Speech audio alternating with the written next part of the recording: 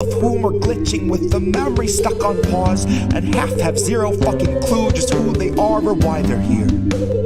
It's been said that fear is all we have to fear, but that was back before the basosphere condenser came along, distilling concentrated fear that's diamond pure, crystal clear, oppressor strong, and woven into every single article you read and song they let you hear. And then Elon heard that Jeff enhanced our fears by 86%, and he said, hold my beer. And not a single sheep among the herd would turn their head or say a word, cause they were all too busy begging for the shears, begging for the muzzle, happy just to guzzle, feed, and watch a screen for all their years. Man, to each his own, can't afford a home, but they'll let you have your cozy little ecosphere. Where there among your own devices you can break the seventh seal, overthrow the oracles and slay the seer. All the tomes were burned and all the lips were seared. Shut your eyes and all our lives just disappear. Now blink 'em twice. Welcome to your ecosphere.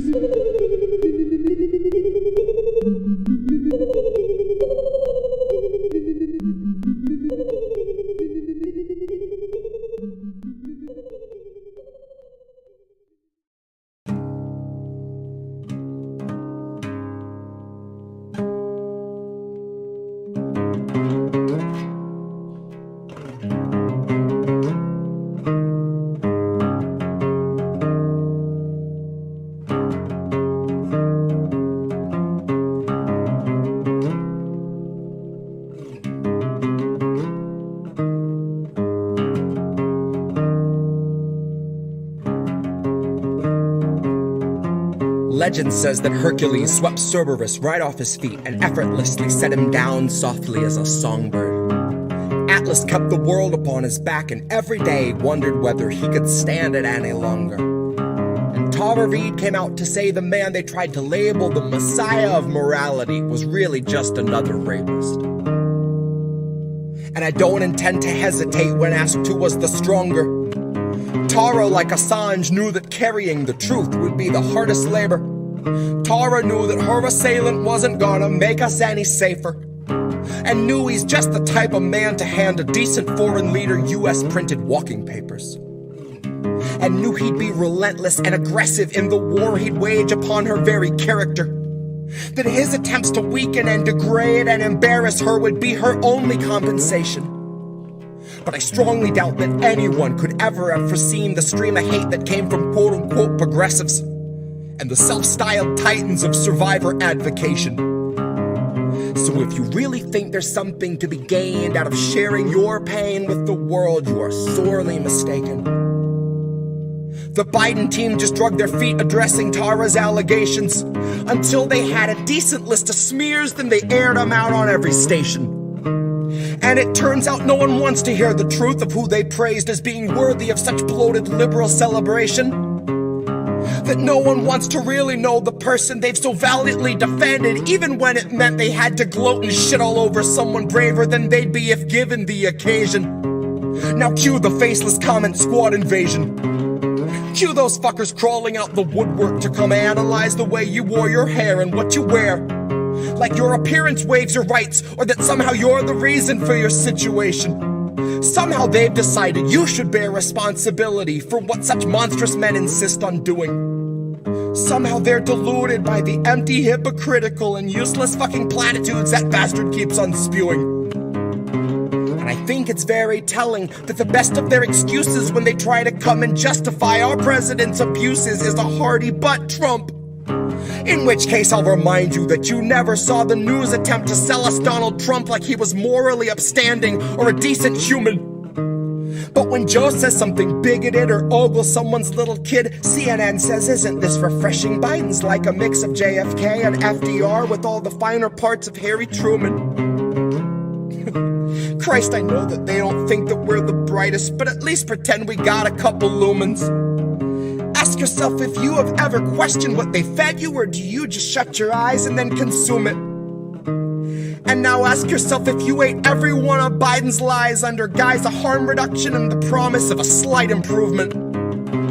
And now imagine long ago that Biden chose to show you who he really was by traumatizing you for his amusement.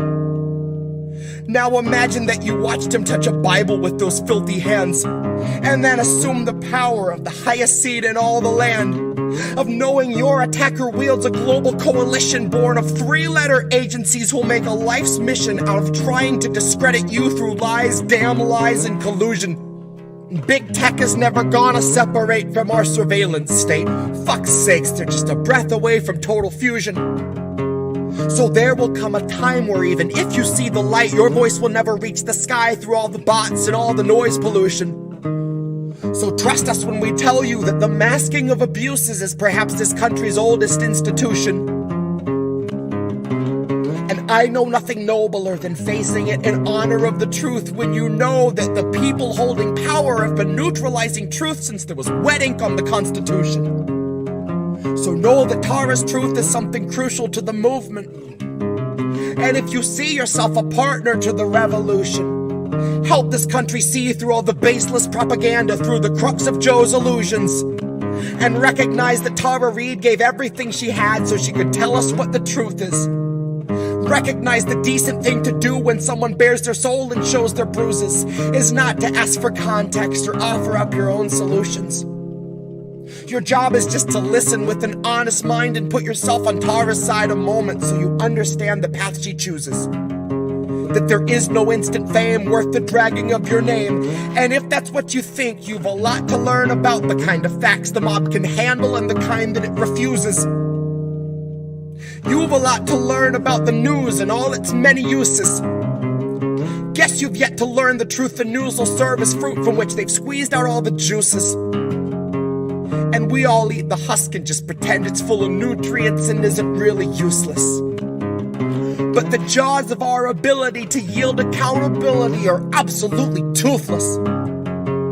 So don't you kid yourself that any lips are being loosened.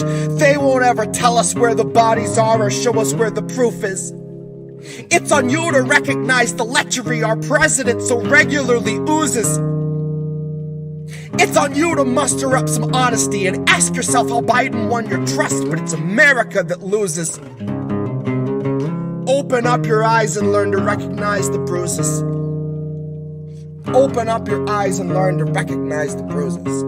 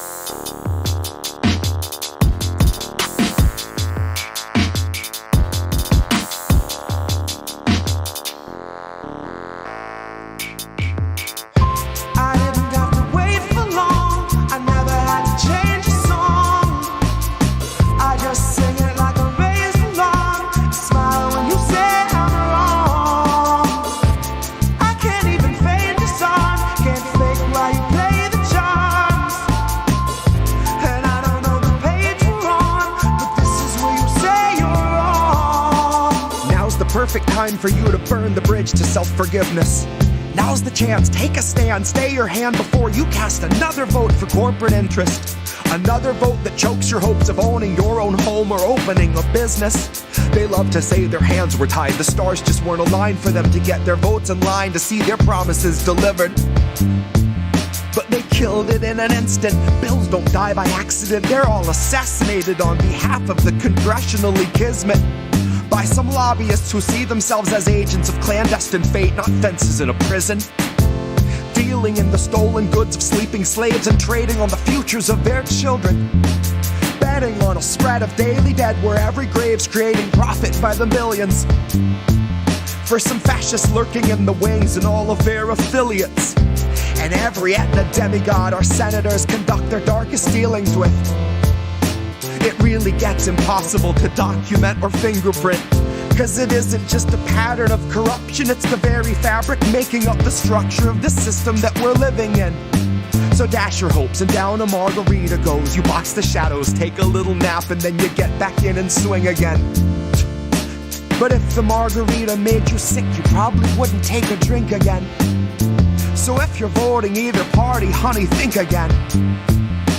I recommend you steel your nerves and never serve an officer, a president, a despot, or a king again. And mark my words, the day will come where we will rise and sing again.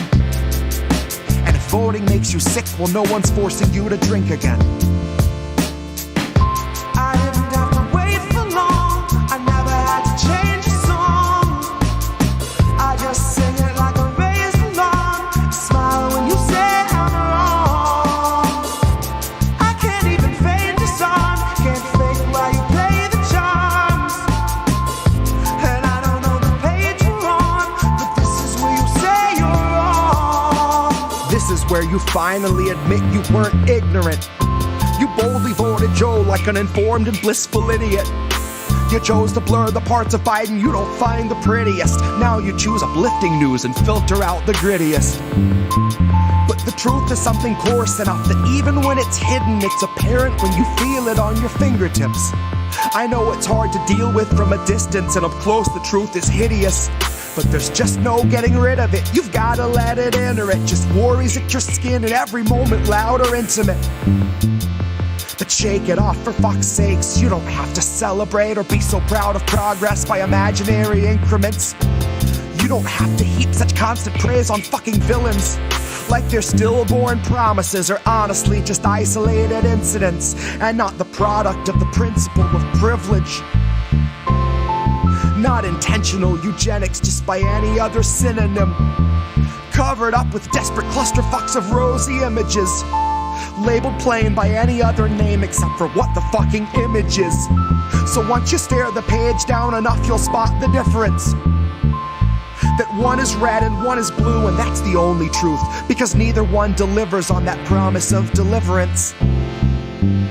One is red and one is blue, and that's the only difference. And the rest are isolated and imaginary incidents.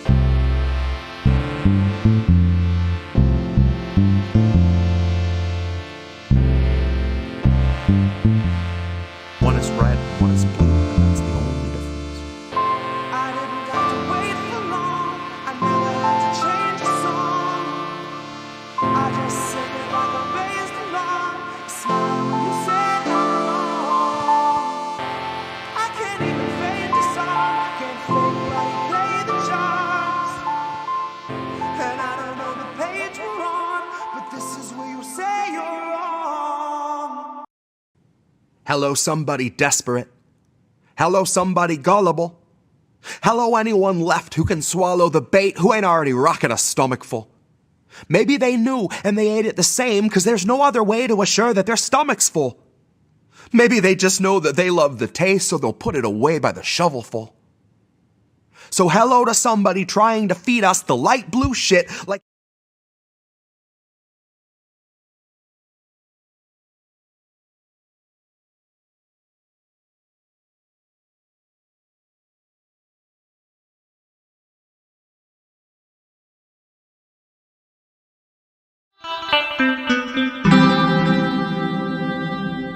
Who are these people?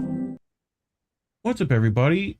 There's another episode of INN News with my lovely co-host Collin and the two people from Hardlands and Chicago Corner, Kit Cabello and Jerry Vasilatos down there.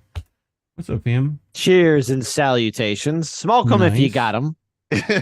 And Happy Yup. New Year. Happy New Year. Happy New Year Happy to New all. Year for Thanks us. for having us on. No, thank you. Yeah. Crocodiles in chat already. Which I suggest Make That's it happen. Kit. That's Squidget's Kit, isn't yelling it? At me. No, No. not me. Not me yet. So Not other you people yet. use the crocodile emojis. I thought it was Kit's trademark. When No. Kit's Everyone's on- allowed to. Everyone's allowed to. Yeah. All right. We So- brought so some ma- stories. Should we look at those? I guess we should Yes. do that. Okay. Colin knows what we're doing. So Jerry, you and Kit wanted to talk about the Chicago mayoral race, so we wanted to give you some time to kind of share, what's happening and how you guys are getting involved on the ground.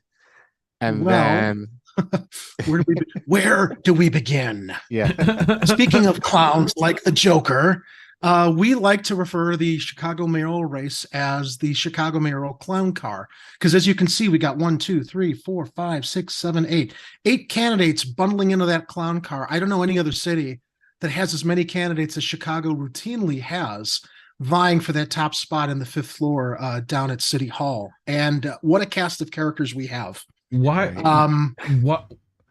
Why does Lori look like that? Can we start there? Well, she doesn't look like that. She looks worse. That's actually that's a complimentary picture of her.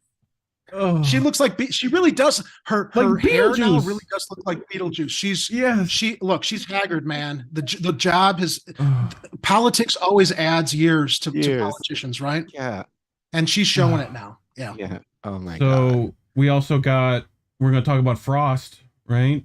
So that too. so new Congress-elect Maxwell Frost, known as the first Gen Z congressman in Congress, hasn't been sworn in yet due to the fuckery that's happening in Congress right now with the GOP. But Glenn Greenwald posted a tweet about him that I found very interesting, and you're probably wondering why Richie Torres, that's the guy behind, is standing there. So Nice. we will share that with you guys. And then Reef, what do you got?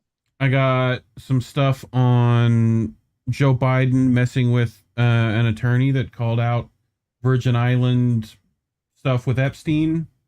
So that'll be interesting. Oh yeah, that's a And- big story. Oh And my we god. got Crazy.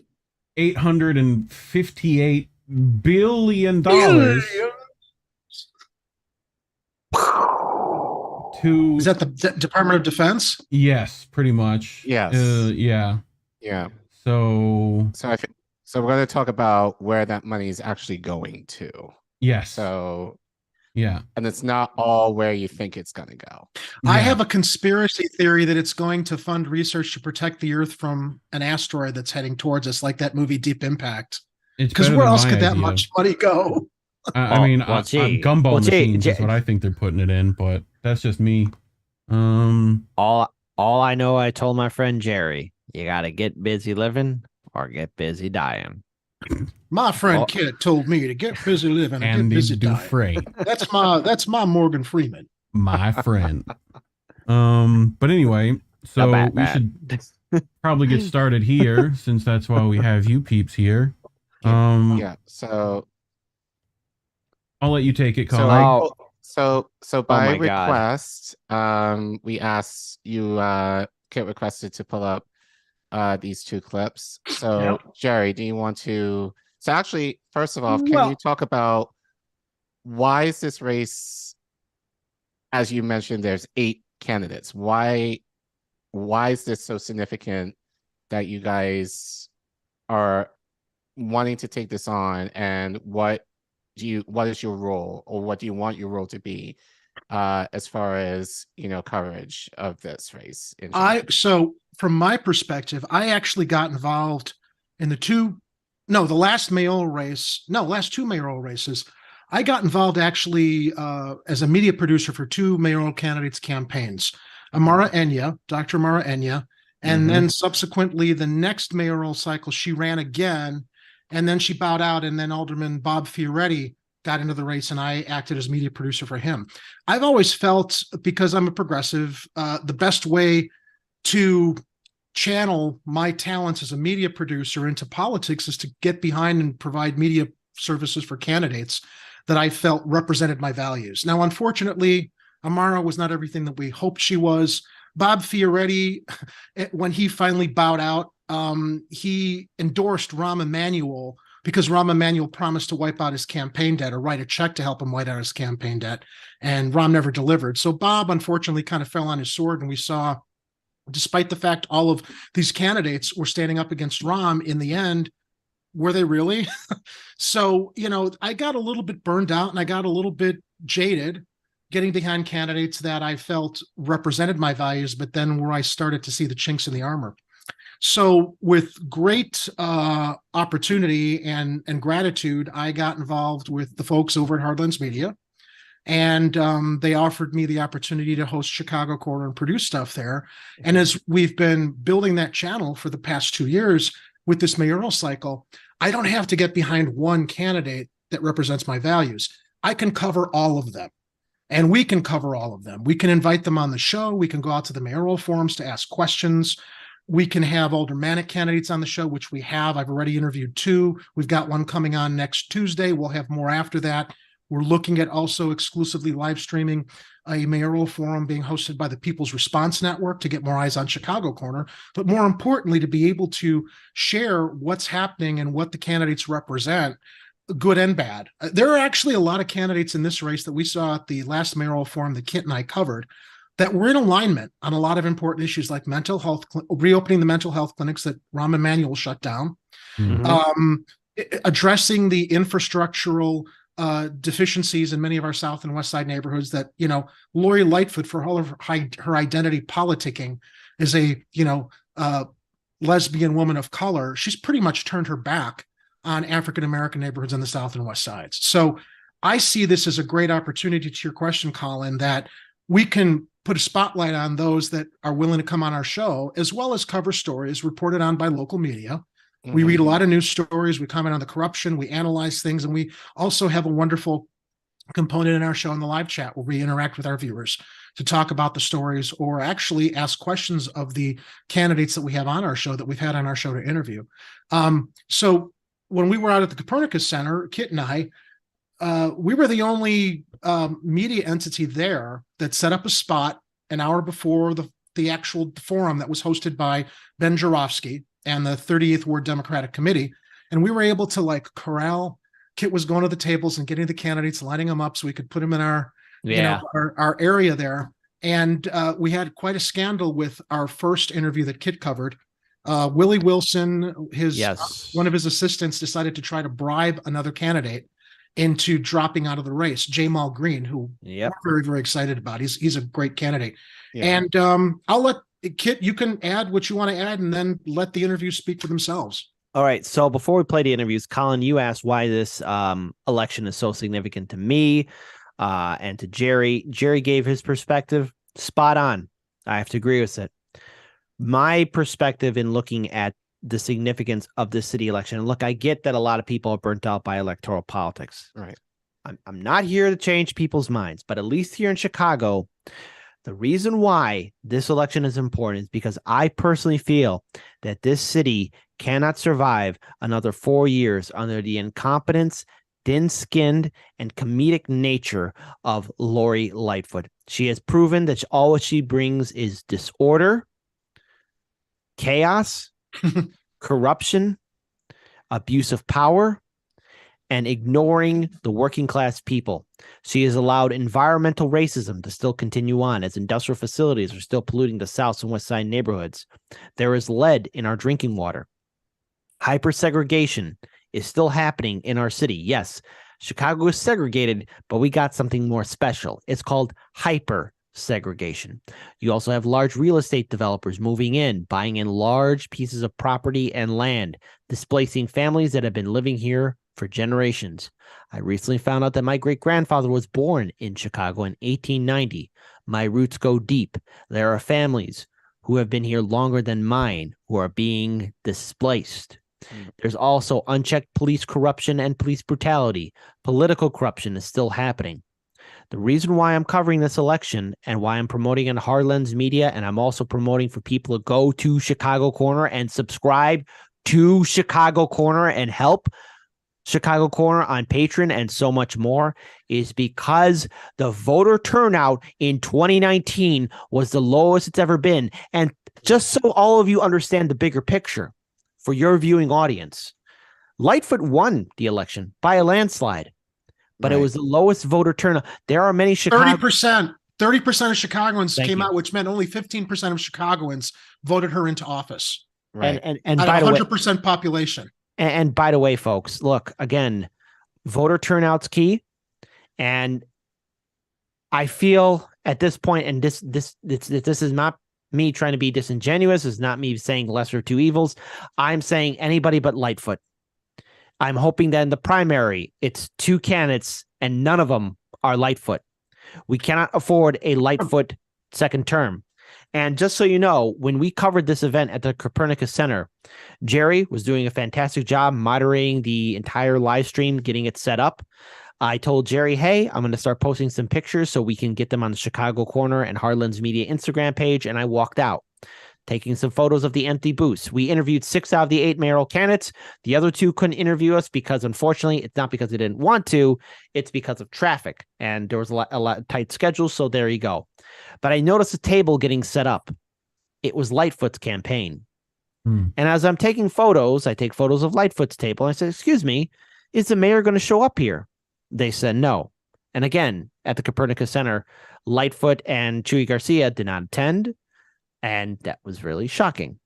So I asked them, well, if Lightfoot's not going to show up, can you two at least ask questions or answer questions? Because, you know, you're representing the campaign. And they said no. And these were 2 college students. So I said, well, this seems very odd that, you know, you're setting up a table.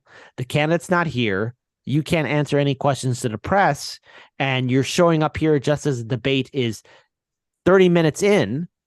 This is suspicious. 30 minutes from starting. Yeah. No. It was already, they already set up their table as soon as like the debate is starting. Like, so this was like, they didn't set it up. I thought they set it up in the 1 hour meet and greet before the forum started. No. After it started? After. Oh, I thought you brought me you were telling me. Okay, that's fine. I lost track of the timeline. No, it's perfectly fine because I know you were up in front and you had like 3 or 4 of your friends visit you at the event. So I know you were talking to them and I was already maintaining the live stream. So what happened then is one of these interns, under their breath, looks me in the eye and says, "This is a very difficult job." Yeah. Of the Lightfoot campaign. Yeah. This is a difficult job. Jerry, can you believe that? I mean, honestly, I mean, they're it's just it's overworked and underpaid if they're paid at all. It's what we saw in 2019 when Daniel and I covered the 2019 election when Rahm Emanuel didn't show up to the first 3 mayoral debates. So, I don't have confidence in Lightfoot. I think that she's showing her true colors by not attending at least the first forum. We'll see if she attends the others, but again, she's not accountable. She does not believe she's accountable. By the way, we call her Rahm 2.0, only 2 inches shorter, because she's just a continuation of the neoliberal nightmare that Rahm Emanuel has introduced to Chicago and basically fled office on when he couldn't run again after he covered up the Laquan McDonald execution, as I call it, by the police department. And he knew he wasn't going to win once that was exposed with the FOIA request. But, you know, Lightfoot promised she was going to be a progressive reformer. We believed she would be. I voted for her because she was holding police accountable with police reform. She got in on her identity politics. And it's just more of the same and worse of the same kind of policies that Rahm Emanuel introduced. As Kit said, he's absolutely thin-skinned, unaccountable. She runs things like she's the Queen Majesty of Chicago. Reporters who call her out on her shit, she shuts them down. Then she starts talking about how she's only going to be giving interviews to reporters who are Black. And it's like, what does the color of a reporter's skin have to do anything with it? Are you suggesting that people are asking you challenging questions because of the color of your skin? We know they're not. She just likes to dress everything up with the shield of identity politics while she's completely bungled and mismanaged things here in Chicago.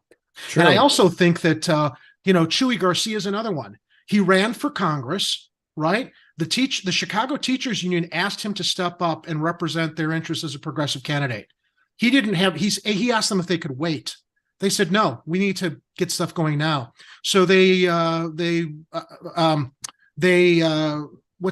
recruited and endorsed Brandon Johnson, Commissioner Brandon Johnson. And he got into the race early, Then suddenly Chuy re-wins his congressional seat, and now he jumps into the race. My speculation, my suspicion on this is that the elite Democratic Party that runs everything in the United States, for the Democrats, they've got their tentacles all over Chicago and the state of Illinois. My suspicion is they see that Lightfoot is vulnerable, right? To all these other 7 or 8 challengers. So they ask Chuy to get into the race because if Lightfoot's vulnerable, he can either because they're both good soldiers, Lightfoot and Garcia, to the Democratic Party, right? They're both good soldiers. If Lori loses, Chewy's here to basically maintain the same kind of control that the Democratic Party has on everything Kit was speaking to earlier, the corporate mutation and infestation into affairs here in Chicago. Now, if Lori does win, Chewy served to basically help dilute the vote amongst all the other good candidates that got into the race early. So win or lose, the Democratic Party is still going to have their control over Chicago. Not any of these potential candidates who emerged early to challenge Mayor Lightfoot on all of these horrible policies that she's engaged in with her cronies in corporations, banking, and everything else across the city. Great. So, yeah. Collin, you brought these two weirdos doing stuff. Holy cow! Like, I don't know what I'm thinking in that photo. Like, already, I kind of look like this is like a WWF match. Like, I heard you taking on the Undertaker, Kit. Cream of the crop. So I'm gonna take him in SummerSlam. Off balance, okay, on balance, doesn't matter. You requested to bring these two clips. So the first one we're going to look at is with Dr. Willie Wilson, who not Nelson, I guess you interviewed, unfortunately.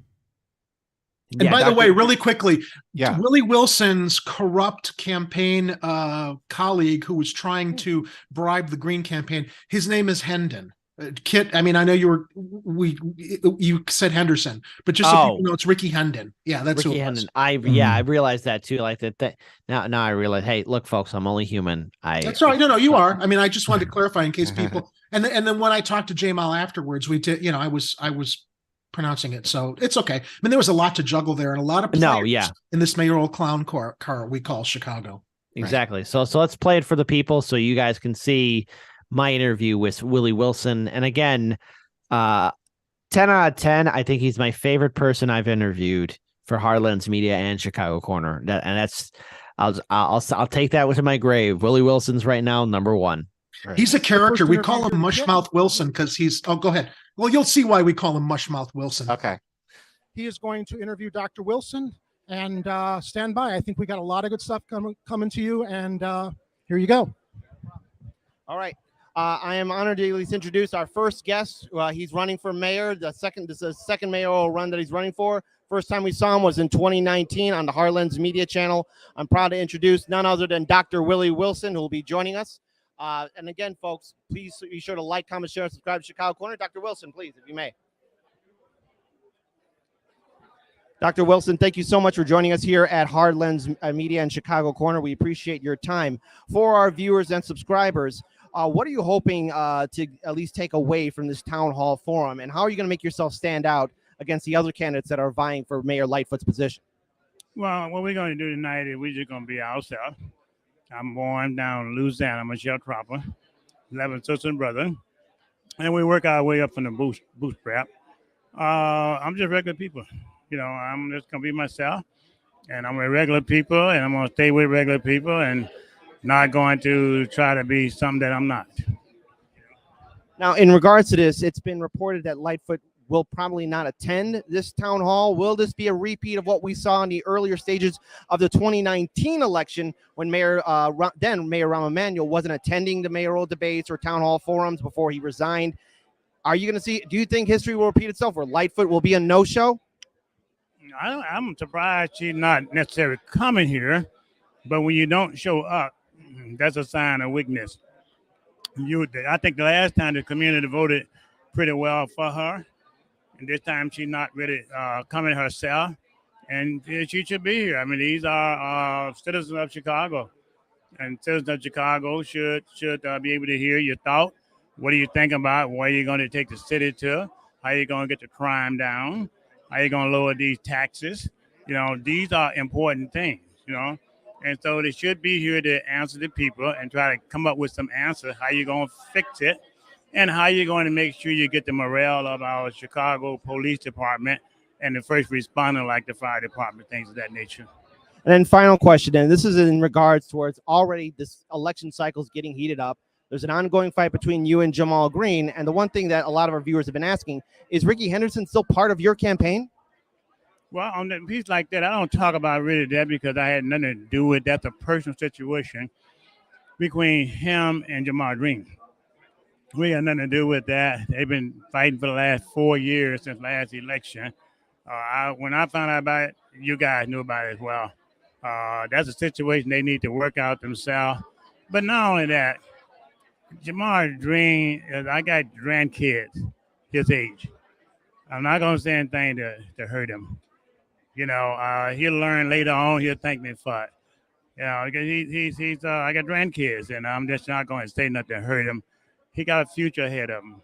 So then in regards to Ricky Henderson, that's a yes or no. He's not part of your campaign. He's not associated with you. And if he is, does it call on the fact of Chicago? Like, again, it seems a game of Chicago politics that we are all too familiar with.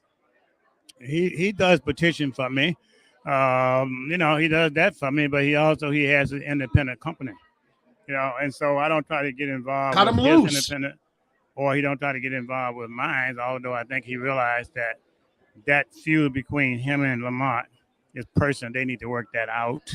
You know, if I say something against a kid. What's he know about Lamont anyway? I could damage you don't him know Lamont. because I do have people that listen to me, and I would damage him. I don't want to damage him, as I wouldn't want nobody to damage my kid from not knowing such things. You know?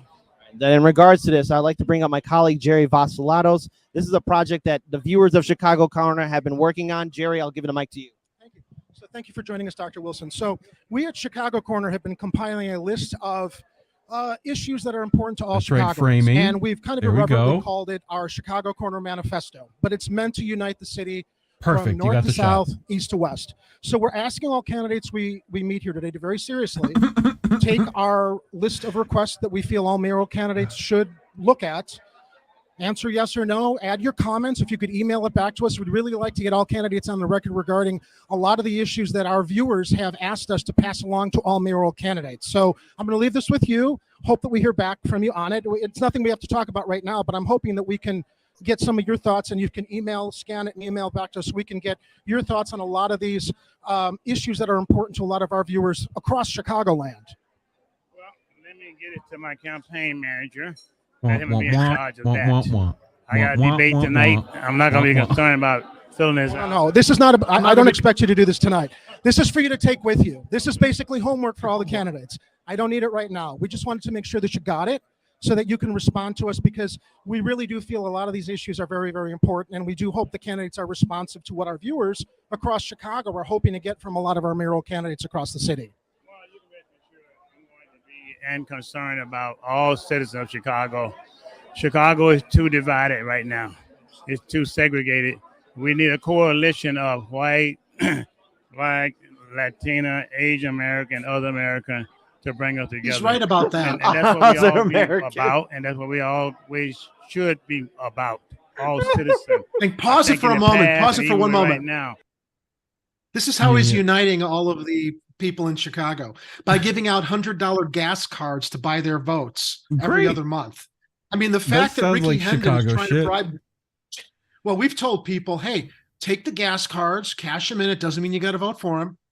But, you know, look, this guy Hendon, who was trying to bribe Jamal to drop their challenges to his petition signatures by paying off Jamal to drop out of the race, it's just business as usual. They're used to buying what they want. Let's buy this candidate and say that we'll pay him and make him whole. You know, if he drops out of the race, so that Wilson is the more powerful candidate with more money, just the same way he feels it's completely acceptable to give gas cards, $100 gas cards to voters, in the hopes that they're going to remember him when they go into the voting booth, which has nothing to do. Now, Wilson also leans very right. He's a big Trump supporter too. I mean, we're not tribal, but I mean, you know, if someone's going to be supportive of Trump, you know, there's going to be a little bit of a screw loose up there. So, but and he's also very pro-business and very pro-cop. Are you a proud other American? Other American. Other American. Other American. I'm sorry. You know, are you proud of America? Like, what is his voice? He needs a vocal coach. Reef. Can we get him one? Guys, he's a millionaire. He's and I give him credit and I respect that. I just don't know how this guy. So someone told me he might have a learning disability too, which, okay, it's not fair to make fun of his diction. but it's just like the guy. Yes, it is. Addiction or not. If you if you saw him during the forum, that forum when he appeared with all those other candidates up there, it should have been over for him because he could not properly address any of the questions given to him in any way that was clear or made sense. I did like his response about the Bears leaving Chicago. It's like, no, get rid of them. Yeah. I did like his. We all agree on that. Yeah, we all agree on that one. But Collin and Reef, I actually owe you two an apology. I posted in the Zoom chat a link to something I did in 2019. Okay. And it is probably my favorite collage video we ever did. And yes, Willie Wilson's in there too. I would be wrong not to do this, but I think we should play Jerry's interview with Jamal Green first. And if there's time, I would like for you to play that video too, because I think Jerry's interview with Jamal Green, it is night and day compared to my interview with Willie Wilson. Now, again, look, I asked Willie Wilson very clearly, like, hey, are you going to get rid of this guy? Not once, but twice. And he gave me a word salad. So obviously. And he's got a funky salad, don't he? What? Yeah. And so obviously, like, I don't know what else I could get from him except more of the same. We talked about this on the Friday show after this election this forum that we covered, and it's more of the same. But I think all of you will be thoroughly impressed and really happy to see Jerry's interview with Jamal Green. This is a candidate. This is a guy to watch. I look at Jamal Green and look. I can't officially endorse him on the show. People know I'm behind him, but this guy, to me, he represents my values. Whether I think he's young and he might not have a chance, he's number one on the ballot. He actually won the lottery to be the number one name on the ballot, which is very, very helpful. He introduced an incredible plan the other day called EPIC in regards to getting more people in affordable housing, addressing a lot of the issues in the neighborhoods, reopening the mental health clinics. He's very mayoral. And when people say, well, he's too young, it's like, yeah, well, what have all these other older experienced candidates done? Nothing. Right. They've screwed it up even more. So I want a young man. He's in his late 20s, very eloquent, very educated, very smart. And I think to me, he kind of I don't know. He's like a young Harold Washington to me, if I do say so myself. Okay. We'll finish up with Mushmouth here real quick. Okay. I don't think he's got much left. Too divided. You can't fix a city if you leave somebody out. We're in full agreement, and we thank you, and we wish you luck, and we appreciate you meeting with us, and hopefully. And we hope you do well as a Barry White backup singer. All right, very good. Thank you. Otherwise, bye now. All right, that was pretty cool. I almost did a spit take. Obviously, all of our viewers. Okay, I knew the costume designer for Barry White, so it looks like there will still I be just asked her how many sequins she had to order. You said too many. Green. So it's quite clear that, as I said before on the show and on Hardlands Media and our other colleagues in independent media as well, that this election cycle is going to be just as intense as any other election that we saw, specifically in 2019. So in regards to Lightfoot, he was very critical of her. So I will say, at least we do appreciate his time. We all are. Coming here at Chicago Corner. So I think. I know. What are you saying? Lay off me. I'm glad that he spoke with us. I'm not attacking you. I'm just transparent because I was punctuating it. I'm punctuating it, kid. I wasn't knocking you for it. That's funny because we all are. I feel like you need a cowboy hat to be taken seriously here, though, kid. You know? You need like cowboy in Chicago. That like the man in black thing going on. Riders of the storm. Exactly. Riders of the storm. You need like a bolo tie going on. It'll be all right. I'm good. PowerPoint, no, don't do that. Okay, so we got this guy. You want to just hit the button? I'm down. And go. We have Mr. Jamal Green. Thank you for joining us, Jamal. Pleasure to see you. I understand traffic was tough. We know. So, are you saying Jamal on purpose? Was invited tonight, or is she? Is that just specifically? So that's how you pronounce his name, Jamal. That's how I pronounce his name. I would say that they would invite it to all candidates. I feel like he's lying. She's the mayor. It's definitely Jamal. She doesn't have to show up to things. He just wants to be fancy. As she continues to look at those poll numbers, she'll show up at some point. So let's talk a little bit about your exciting candidacy. There was some controversy with the Ricky Hendon scandal. We actually had an opportunity to talk to Dr. Wilson earlier, and he did not give a yes or no to the optics regarding Mr. Hendon staying with his campaign, which, with all due respect to him, to us, kind of seemed problematic. I don't want to editorialize too much. But you feel very strongly that the claims in your petition challenge against Dr. Wilson are pretty strong. They are pretty strong. You know, we've been clear as far as the residency, as far as the pattern of fraud. You know, as far as just the full petition, all of the sheets not being binded correctly, numbered, notary stamped, circulator signatures, etc. So that's pretty strong. I think that we have a great case right now. It's in records challenge as we speak. Right now, the Board of Elections they're checking the signatures. So we'll hear something soon. All right. So I know that this is going to come up in the forum tonight. This is not a gotcha question, but it's a tough question. But I know you've answered it before. For people who haven't heard you answer it, I want to give you the opportunity to share your answer to this question. Many critics of your candidacy have said you lack the experience. You're young. How do you address those comments to really convince people that those claims are unfounded in regards to the experience you do have? And I think the benefit of youth changing things, younger candidates changing things, because the experienced ones seems to be kind of business as usual. Well, I think you've answered it for me. Three things. Oh, okay. Number one, three things, you know. Number one, what have the folks with experience done for you? What are the people in this race? Just look at the people in this race. Let's look at what they've done, the elected positions that they have now, or the jobs that they've had before. Tell me, what have they done to make an impact on your community, on your life? And you'll see that the people that has all of this experience, it doesn't mean that they'll have an agenda that's for the people.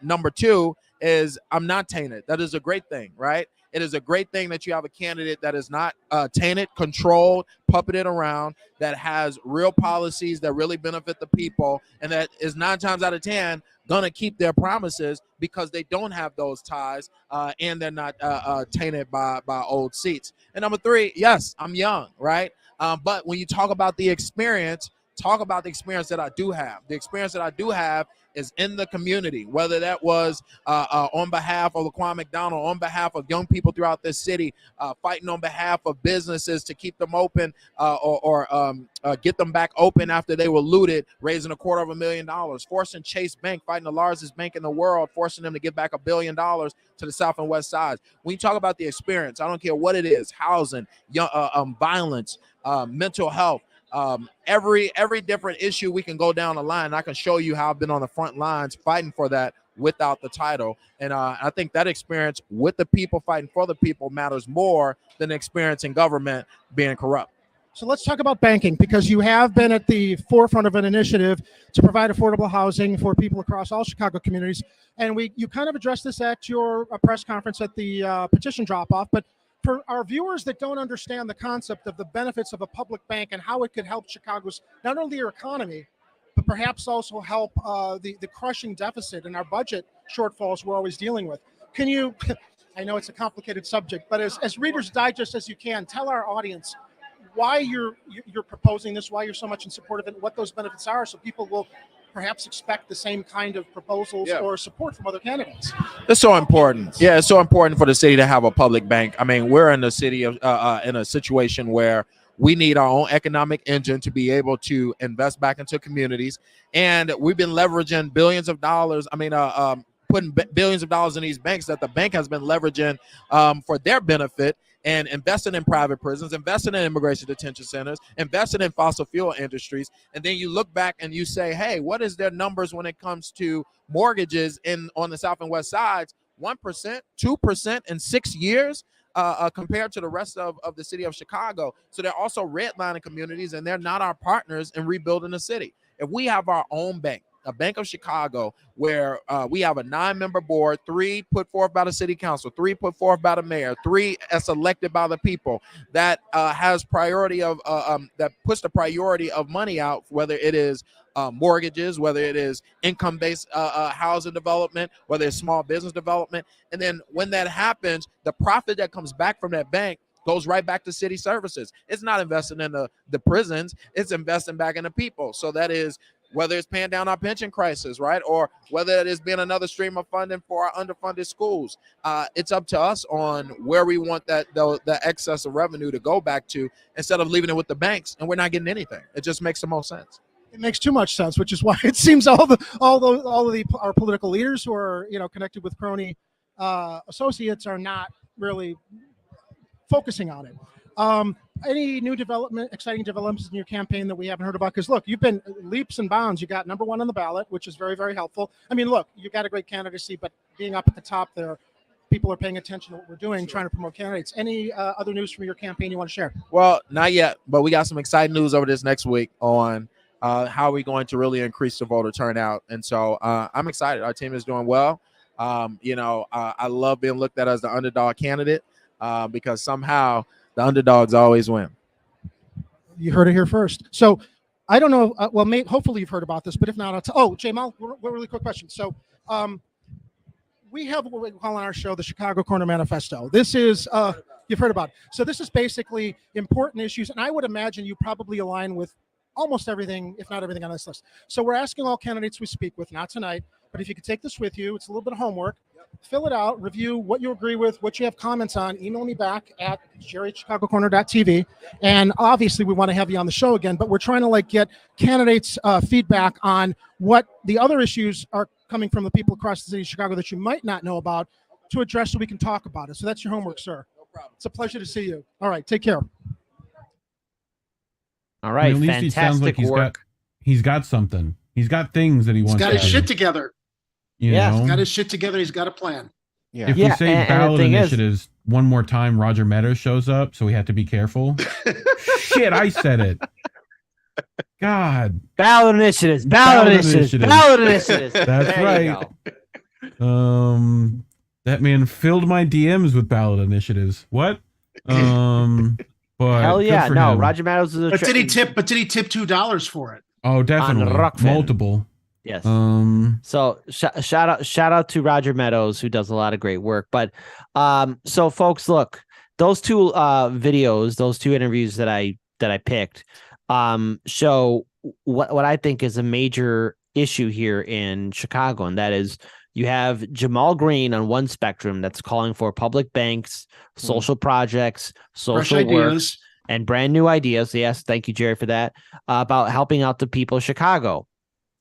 But then you have Jamal Green, who not Jamal Green's Willie Wilson. Dr. Wilson, yeah. Muchmouth Wilson. Muchmouth Wilson. Dr. Willie Wilson, who, acts pretty much like a establishment politician, all right? Right. Stooge. Now, the thing is, obviously, the key thing for the primary is voter turnout. And I see, you're already trying to pull up the video of this interview of this collage interview that I did in 2019. Look, in 2019, we got Lightfoot. A lot of the Chicagoans that I interviewed on the street didn't even know that a city election was taking place. Right. I am seeing the dedicated hard work that Jerry and Edward and the rest of the people for Chicago Corner are putting into in regards to educating our fellow Chicagoans. This year, we have a primary and a general election of who's going to become the next mayor of Chicago. We cannot afford any negligence or people being lazy for what's going to happen in this election cycle, and we have to save the city, okay? So I want to pull up this interview. We're all Batman in this election. We must save Chicago. We must save Gotham. There are good people here in Chicago. Right. So I want to pull up this Horner Park Fieldhouse collage interview that I did. You'll notice a younger Jamal Green and a Willie Wilson interview that effectively, this is the interview that broke me. This is the interview. Willie Wilson's interview is usually I'm straight, I'm stern, I'm able to keep 100%. That interview broke me. I had to run outside and laugh, but I thought everyone should play it because a perfect example of what we saw in of what we saw in 2019 compared to 2023.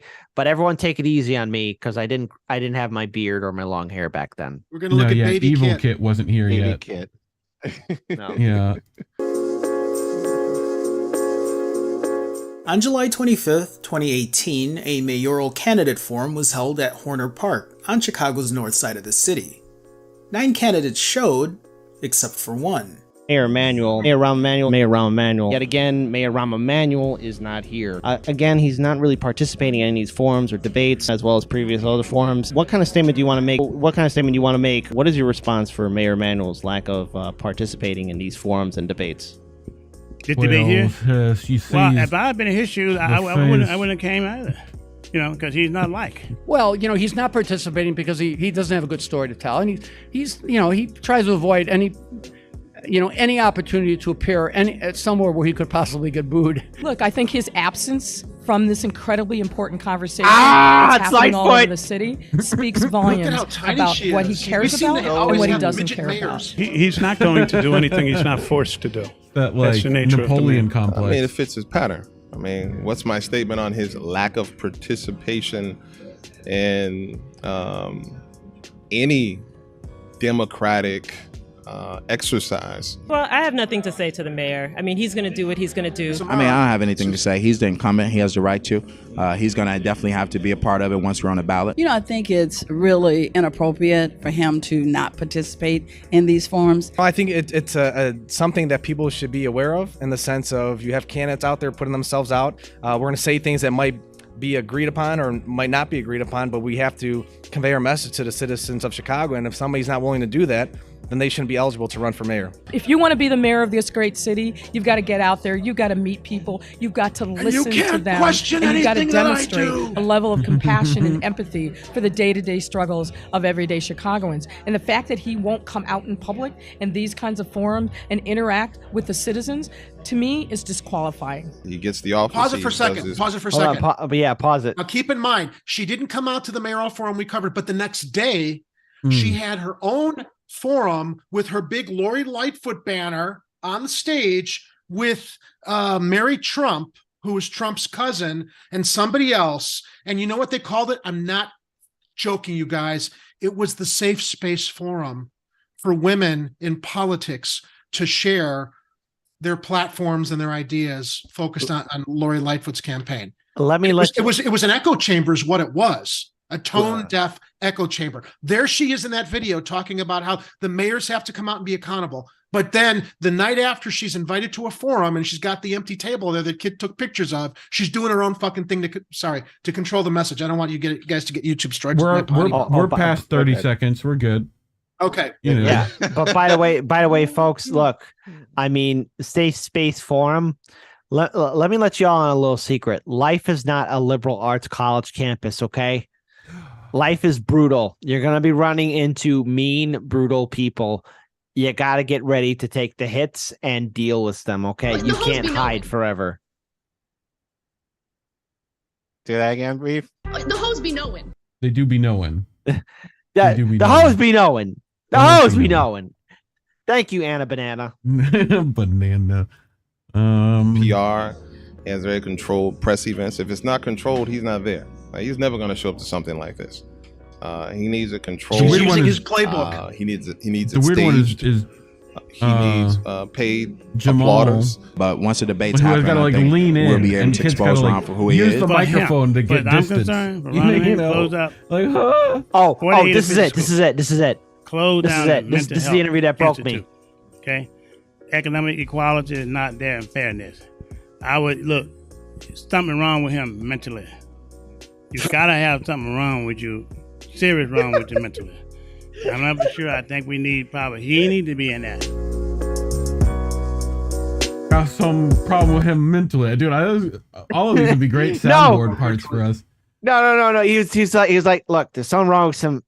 I wasn't prepared for it. I was like, he's gonna say something. He's like, look, there's something wrong with Manuel. Also, why did he mentally X-Men try to put that in your head? Like there's something wrong with him mentally. These are not the droids you're looking for. Like that's so weird. Yes. Why are they weird? Kit, Kit, I need you to agree with him. There's something. Agree with me. There's something wrong with him mentally. He needs to be in there. As soon as I said like, thank you for your time. I handed Daniel the mic and I was like, I gotta go upstairs. And I couldn't stop laughing. That caught me off guard. Came out of left field. And then I think good cookies writes, why does Kit look like he wants to hit all these people? I'm showing my stoic face. Showing my stoic face. I didn't look like I wanted to hit anybody. No. Well, no. Anything else to add? There's so much going on. What more can you say? I mean, we got some good. Look, we got a better batch of candidates this year, I believe, aside from Lightfoot. and Garcia. I think Jamal stands out. I know that there are a lot of people who are in support of Brandon Johnson because the teachers union has endorsed him and drafted him. And I do think that, I lean towards the teachers union as far as really representing what the best interests are for our kids as well as themselves, because I think the teachers are very underappreciated and very underpaid. It was encouraging to hear other candidates at the forum that we covered in alignment on a lot of the issues that Lightfoot seems to be completely oblivious of. So nice. Hold on, and let's see. So I saw that, Lainey. It's awesome. Somebody's watching me on TV. So my radio co-host is in a bar, and they have Kit on the television. Hey, that's right. Heartlands Media is on TV, and so much more. Is that the Can TV? The Can TV? Yeah, it should be. It better be Can TV. Yeah. I hope it's us. Also, does that mean we get to do free wings if you use code Heartlands Media at the I feel like we should be doing an ad for the bar while we're but we're in the now. It's that thing. So somebody's saying, what is CAN TV? It's Chicago Access Network Television. We're on channel 21, mostly at 10 p.m., but we do have a lot of other stuff there too. And then somebody wrote this. When Kit's on CAN TV, he's known as Can Cabello. Can Cabello. Chicago Access Network Cabello. Yeah, and then there's Yipper who says there's something wrong with Kit mentally. You think after doing this job from 2017, after doing this for almost God knows how many years now, you go a little crazy. 5 years doing this, you go crazy. Crazy. It's like Nancy. They sound drunk, and you just you have to keep listening to figure out. It's that thing. It's like a train wreck of a voice. You just have to look at it. And with Nancy Pelosi, it's either she's drunk, she had a stroke that hasn't been reported to us, or somebody didn't pick up her Polident or her dentures. So that's all I'm saying. Am I being unkind? No. Yeah. No, you're not. No. So I do have to say this, given the quality of the candidates aside, I think what you're doing, I think is very commendable in terms of, national politics is important, but I think a lot of us on the left right now are kind of realizing that, and I think hopefully the focus, moving into this year is that we need to focus more on local politics. So I really appreciate you guys taking the charge and saying, you both live in Chicago. I know Danny's in the chat too, so I know he's a part of this too, as well as Lainey. You have to focus where your home is, because these politicians have the most direct influence as to what is happening. And so I really appreciate you guys for taking the lead on that and kind of showing us, we need to care about international politics, but they really shouldn't take more of a precedence than what's happening in your town and city where you live. Because ultimately a lot of the ideas, and especially with Jamal mentioning about public banks, those are the issues that can hopefully kind of rise, on a national and state level. So we need, so those ideas are where, those bigger ideas in terms of the federal level are going to come from. So that being said, because I know, Jerry, you kind of, we don't have you on for too much longer. What are ways your audiences or how can we, at INN kind of support you in terms of the work that you're doing? Well, two things. First of all, I want to thank you all for having us on the show, me along with Kit. I also want to thank my co-hosts at Chicago Corner, Ed Heller, who is filling in with me now on Tuesdays and Fridays. Our other co-host, Kira, is out on maternity leave. I have a dynamite, amazing support staff there, and I couldn't do it without them. Ed, Kira, if you're watching, I hope you're out there. You know how much I appreciate both of you. I only miss the fact we don't have Kira right now while she's expecting her new baby. And I also want to thank Lainey Peterson, who's jumped in and helped us with Civically Minded Chicago. As far as supporting the channel, I can only ask, please find us over on YouTube under Chicago Corner, like and subscribe. We've got a library of videos there if anybody who's outside Chicago wants to learn more about Chicago. And we have our website, ChicagoCornerTV.com, where as you scroll down, you can see our most recent YouTube broadcasts and our Twitter feed. I just posted some standalone segment interviews with the aldermen we've been interviewing. We also have wonderful comedy and irreverent takes that Ed and I are now doing, especially Lori Lightfoot's message to the city of Chicago at the holidays. We have a lot of fun on the show. I feel we don't just want to be informative, we also want to entertain. And please, as I said, visit our ChicagoCornerTV.com website. We're also on Patreon. We're at patreon.com/Chicago Corner.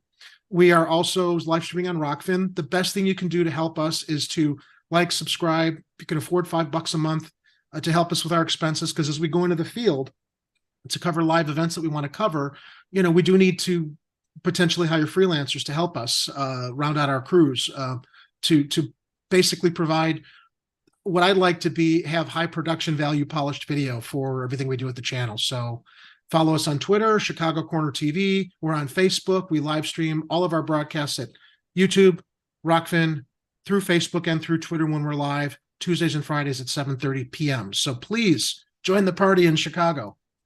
Links are in the description as always for people who are lazy and don't want to put them in themselves. But they're there. You can find Jerry at Chicago Corner, and I think it's at Nightstar Pro, right? On Twitter, I think. Yeah, you can find. Yeah, my personal Twitter is Nightstar Pro. I'm also, I'm a news junkie, and that's how I kind of got into this, joining 99 Perspectives and Hard Lens Media. But I'm also a media producer, director, editor, screenwriter. So that my Nightstar Pro was originally my Best at Nightstar Boy. Pro on Twitter was to support. What's that? Best Boy.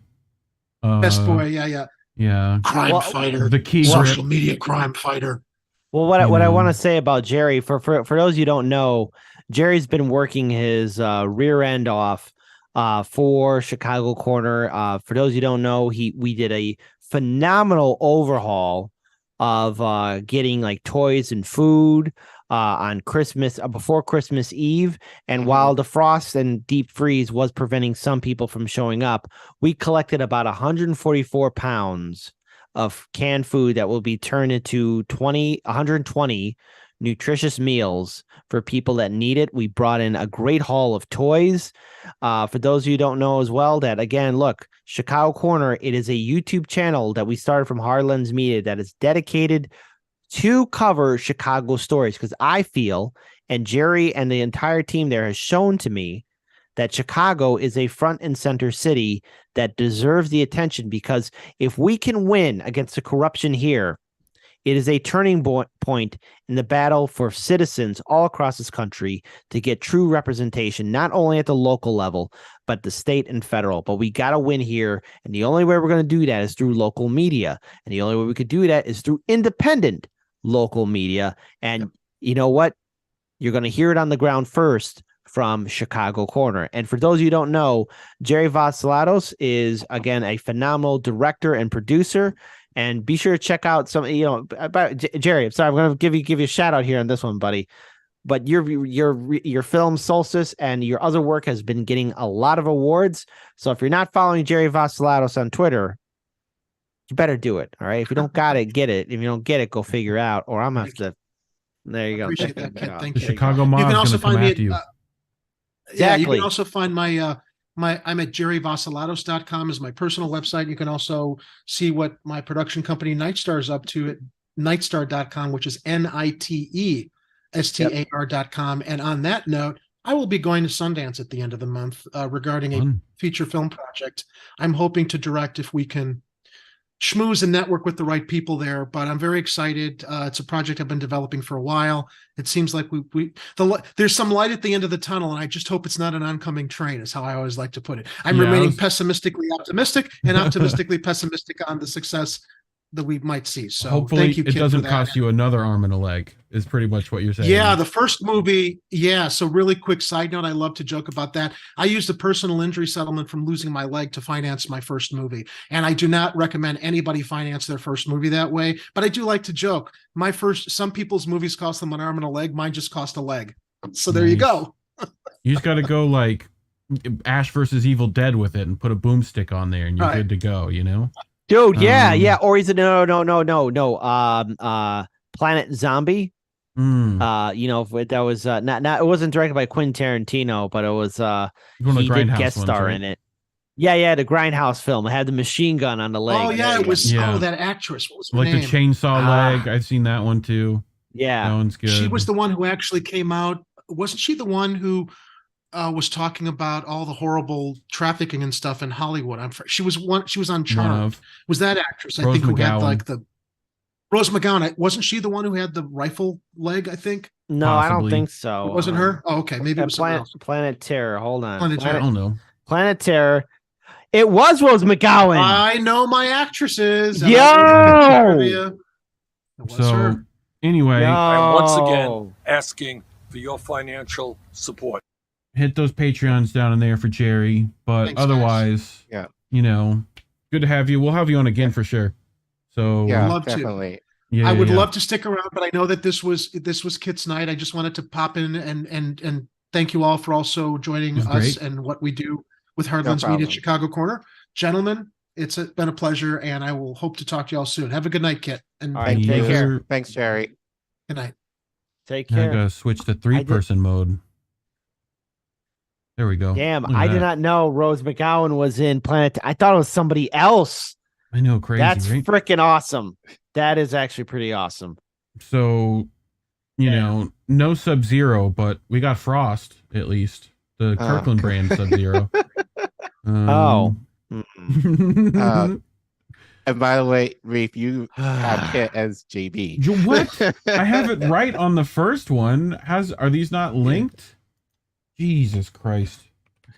God. Anyway, that was hard to fix. Yeah. So first of all, as someone who worked at Costco, let's not put the Kirkland brand to any of these jag-off politicians. Okay. Yeah, please don't put Kirkland to shame. Don't attach the Kirkland brand name to a politician in Washington, D.C. Sam's Club especially a Jen's. There we go. That's better. Better. What is the Sam's Club brand? I don't even know. That's what you're saying. Everyone knows the Kirkland brand. Everyone knows that. Hold on. Sam Club's brand.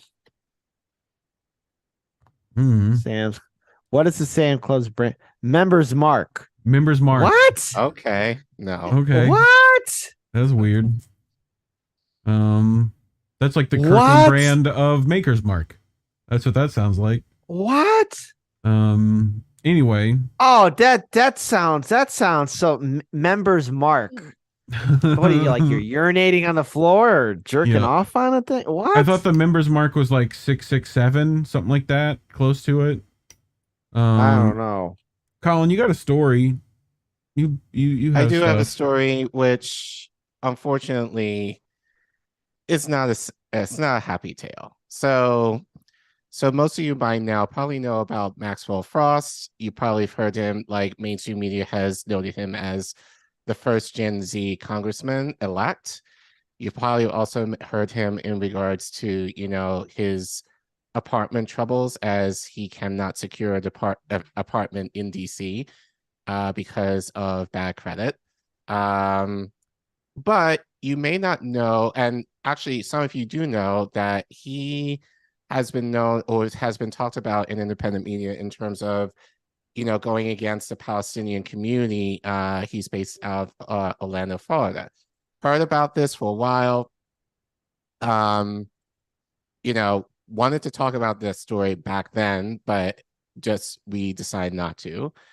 And then over on Monday, saw this from Glenn Greenwald, which I think kind of proves sometimes it's worth waiting to hear about stories that you want to talk about. I got you. So Glenn tweeted this out on Monday, which I found very interesting.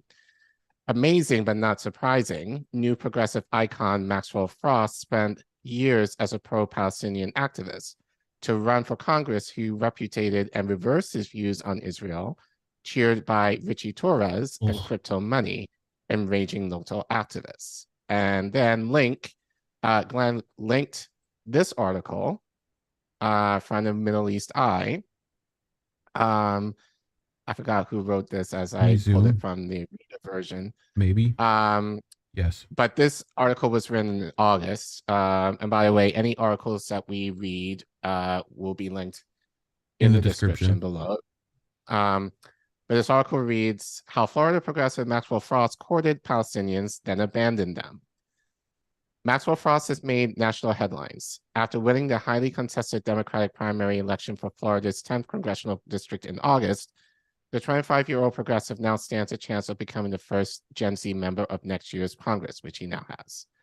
Arising as a grassroots activist and organizer fighting against gun violence in the U.S., he stood side by side with Palestinian activists last year during rallies on the anniversary of Nakba and stood up against the forced evictions of family in Sheikh Jarrah and other parts of the occupied West Bank.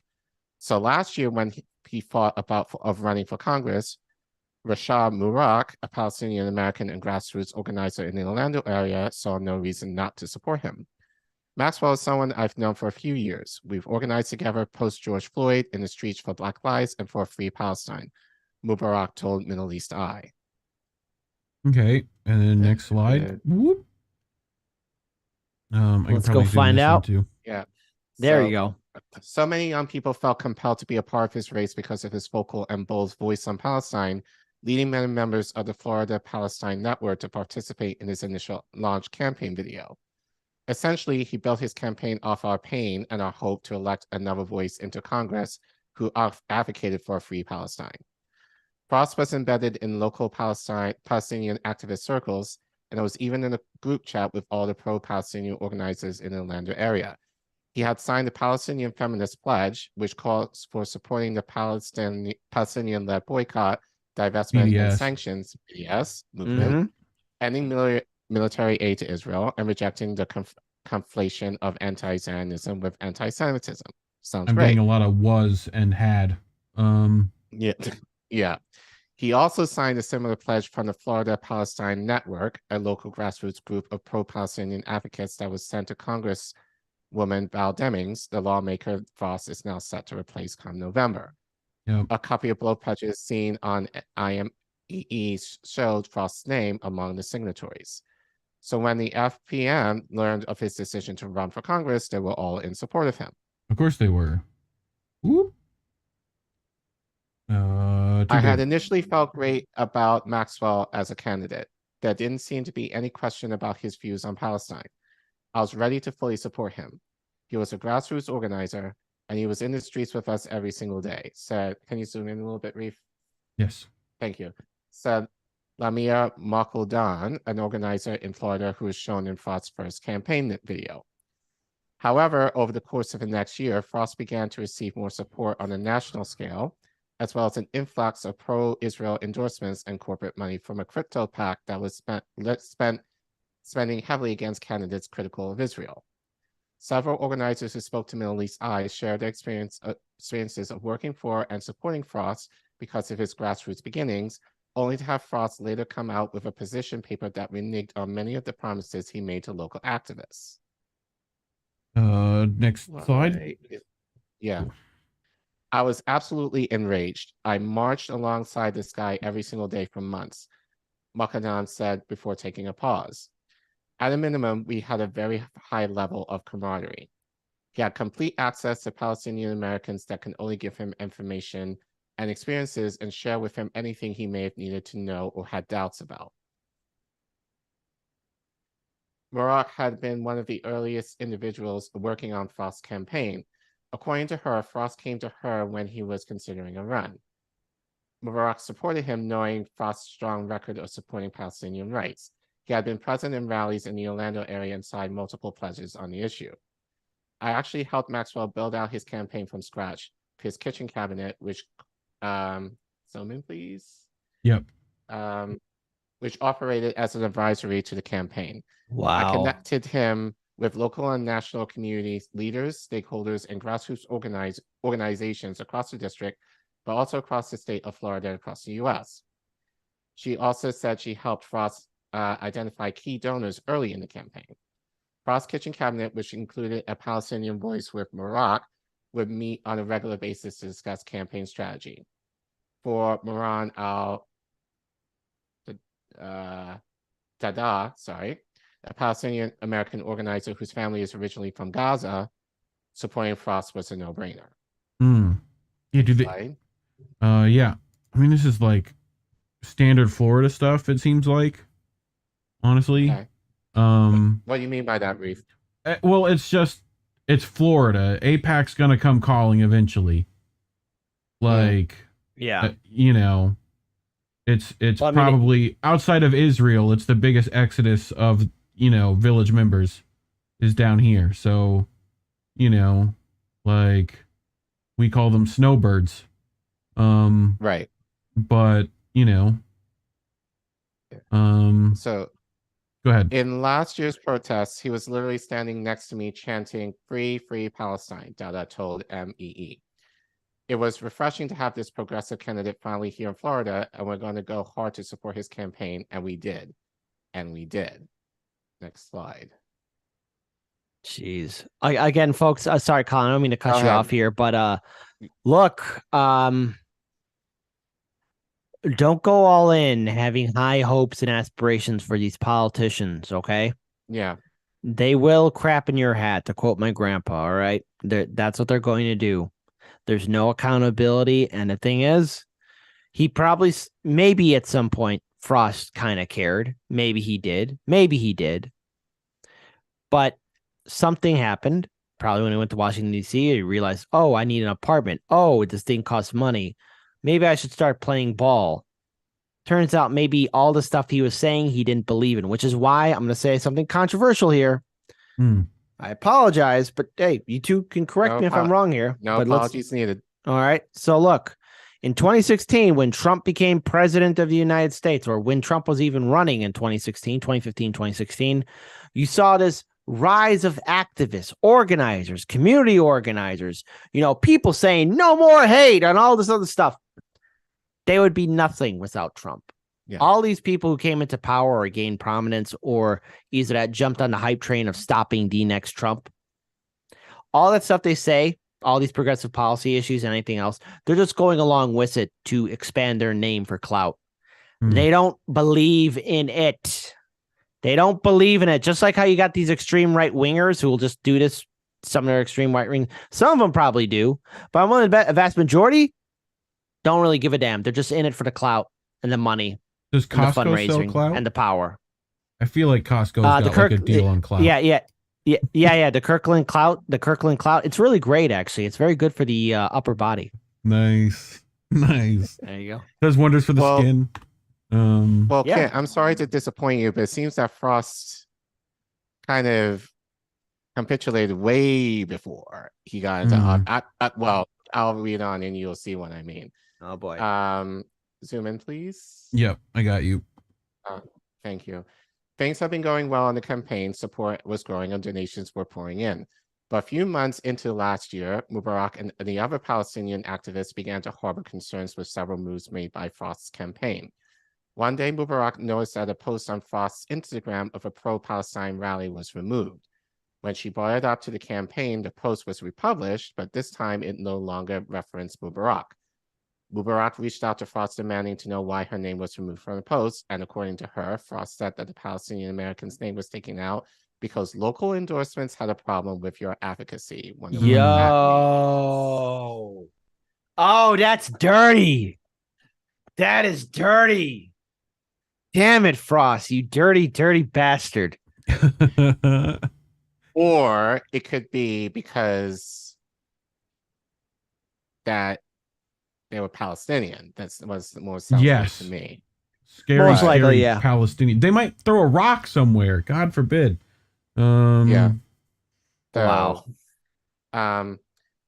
You're telling me your staff felt compelled without your decision to change your caption as part of A, violent erasure of a Palestinian woman that has been a part of your camp since its inception because I'm vocal for human rights on Palestinian liberation, Mubarak said. So if you actually go to the next slide, yep, you can actually see the post. So if you look on the left side, you notice, and if you scroll down, it says, he says, Maxwell, Orlando is in solidarity with all facing oppression across the globe. From Palestine to Colombia, we denounce it all.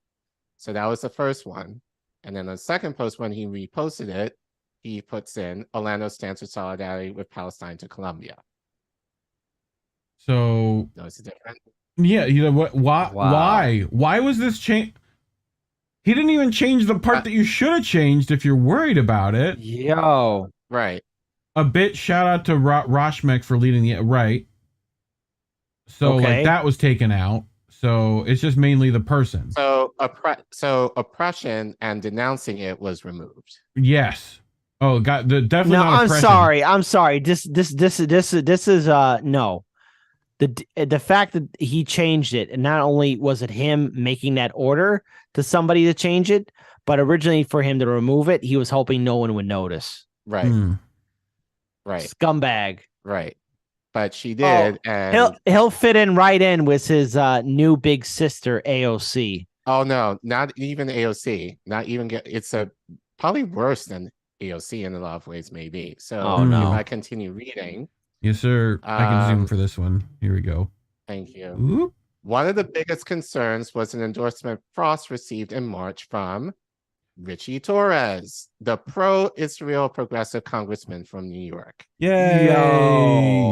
Yay! I knew it. We called this out because we talked about this on Hardlands Media with Slaney and I think even a few other people too, in regards towards what Frost is going through. And the thing is, we all kind of joked about this, but there's going to be some congressman that's going to be knocking on good old Frost's door and be like, hey, I hear you're having some apartment troubles. Maybe I can help you out. Right. Right. God damn. So, dirty. While many progressives in Congress have been more vocal in their criticism for Israel, Torres has often come to Israel's. Sorry, go ahead. Torres has often come to Israel's defense and has received funding from pro-Israel groups, AIPAC. Yeah. The news came as a shock to many of the Palestinians working on Frost's campaign, given that in their eyes, the two politicians' views were at odds with one another. Then, organizers saw Frost received a $1 million pledge from Protect Our Futures PAC, a recently created super PAC headed by 30-year-old billionaire Sam Bankman-Fried, who founded the crypto exchange program FTX. Oh, what? Sammy boy. Here. What? Yay. It's like, Sammy. How many more members of like the supervillain squad are we going to team up here? Meanwhile, at the halls of injustice. No, Reef. I'm sorry. It's done like this. Meanwhile, in the halls of justice. No. Wait, sorry. Oops, not in the halls of justice. Injustice. Meanwhile, sorry. Meanwhile, in the dark, dangerous swamps of Mount Doom, the Legion of Legion of Doom. Hold on. Sorry. You got it. Meanwhile, hold on. 3, 2, 1. Meanwhile, in the dangerous swamps of Florida, the Legion of Doom gathers around. In it contains the most nefarious people you have ever heard. The cuck Bernie Sanders. I just need $15 more. You have the crybaby AOC. You guys just want to just date me. You have Sam Bankman-Fried. Sorry, I lost the money. And so much more. I couldn't do the other voices. Please clip that. Someone will clip that for us. Thank you. And so much more. You have Nancy Pelosi. Give me a drink, kids. I need a drink. And then Mickey Mouse. I will own all your favorite intellectual properties. Who are these people? Hey, these people. There you go. I got to work more on the. Meanwhile, in the Legion of Doom. Yeah. Who are? What do you mean those people? Who's people? Joe. What are you talking about? Get out of here, Joe. But anyway, a little bit more, right? We got Sam Bankman-Fried. We got a little bit more. Chantel Brown coming up. Great. Fantastic. You're gonna have me read. Sorry. This super PAC was spending millions of dollars across the country and has spent more then $1 million in support of Congresswoman Shontel Brown and against Nina Turner, who was vocal in her criticism of Israel, according to Open Secrets. It also spent another $1 million in support of Valerie Foshi, who defeated Niinda Alam, a Muslim American candidate who had been critical of Israel in this year's Democratic primary in North Carolina. We researched a little farther, and we noticed that this PAC literally had hands in every race where there was a candidate critical of Israel. Data told MEE. And this was the Bankman-Fried PAC, right? Yeah. Pretty much. Okay. Yeah. So I think there's one more or two more. Despite the concerns, the Florida Palestine Network continued to support Frost because of a Zoom meeting he held with them in March 2022.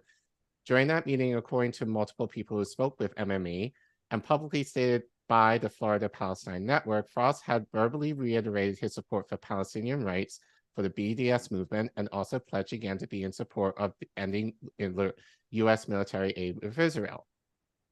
He also promised to include the Palestinian Network input in any future position paper that he put out regarding Israel and Palestine.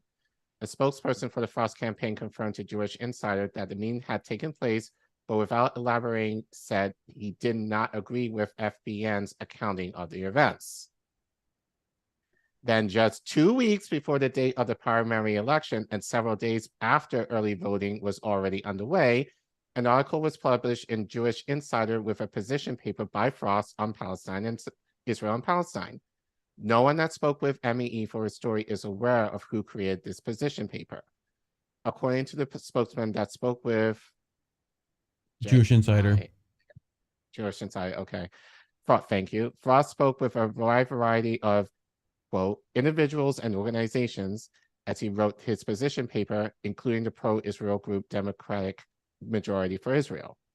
In that paper, Frost said U.S. military aid to Israel is one of the most important parts of foreign aid that we contribute to. It also says that the BDS movement is extremely problematic and undermines the chances of peace. Of course. Slide. We can't attack their money at all. The position paper, which was his first statement on public record about the Israel-Palestinian issue, opposed many of the promises he made on Palestine, according to the Florida Palestine Network. Considering the anti-Palestinian positions paper's timing was during early voting, the deceit and betrayal many people had gone to the polls and to the ballot box, falsely misled to believe he was progressive and unaware of his violent abandonment of Palestinians in our collective liberation struggle, said Mubarak.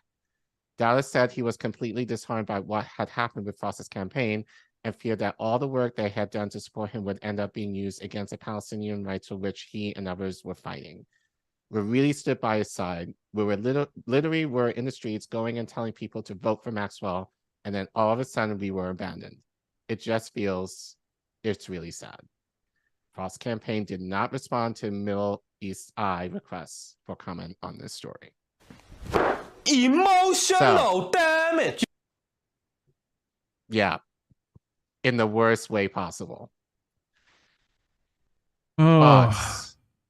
Well, again, it should come as no surprise that a politician like that arrives out of the woodworks. You know, in our experience covering politics here in Chicago from 2017 to 2019, when we were out there in the field, we ran into our fair share of liars and frauds who, I'm very happy to say, lost their elections, but even pulled the wool over a lot of good people's eyes. And what I would say to people is be careful and vet these politicians. Vet them thoroughly. I don't care if they're part of Gen Z or millennial. You know, a millennial or Gen Z can be just as corrupt as someone from Gen X or Boomer. Well, you millennials out there need Pokemon, go to the polls. You hear me? You got to do it. But Glenn Greenwald has some words. Like, the nexus of Sam Bankman-Fried, Sean McElwee, and Richie Torres has been partially told, but only partially, Torres, the pure case of what AOC called Trojan horses, is being groomed for higher office, every identity box weaponized to advance his Israel fixation and status quo power. So, and it's interesting that Glenn said this, and So to give some context for me, I only knew of Richie Torres thanks in part to Richard Medhurst, who called him out Yes. 2 years ago as basically being a AIPAC stan. You know? Yeah, well, unity. And I've noticed on Twitter, he's been very quiet. Mm-hmm. Like he really hasn't made any move. He really hasn't rocked the boat too much. Oh, you mean Faust? No, Torres. Torres. Yeah. But I've noticed since Hakeem Jeffries has become, minority leader, he's been a lot more active on social media. And I think especially within the last 2 weeks, given what has been happening with George Santos, he's really kind of cashing in on that. And we got to get Richie to come on and talk about it. I put this as a hot take. And again, this is just speculation, but I feel that Richie Torres is gearing himself out to be the next Hakeem Jeffries.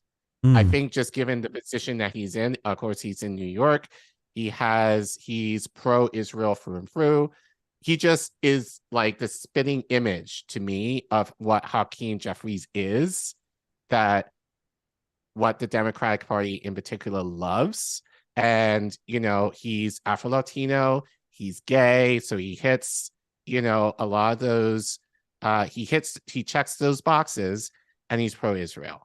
So the idea that, Maxwell,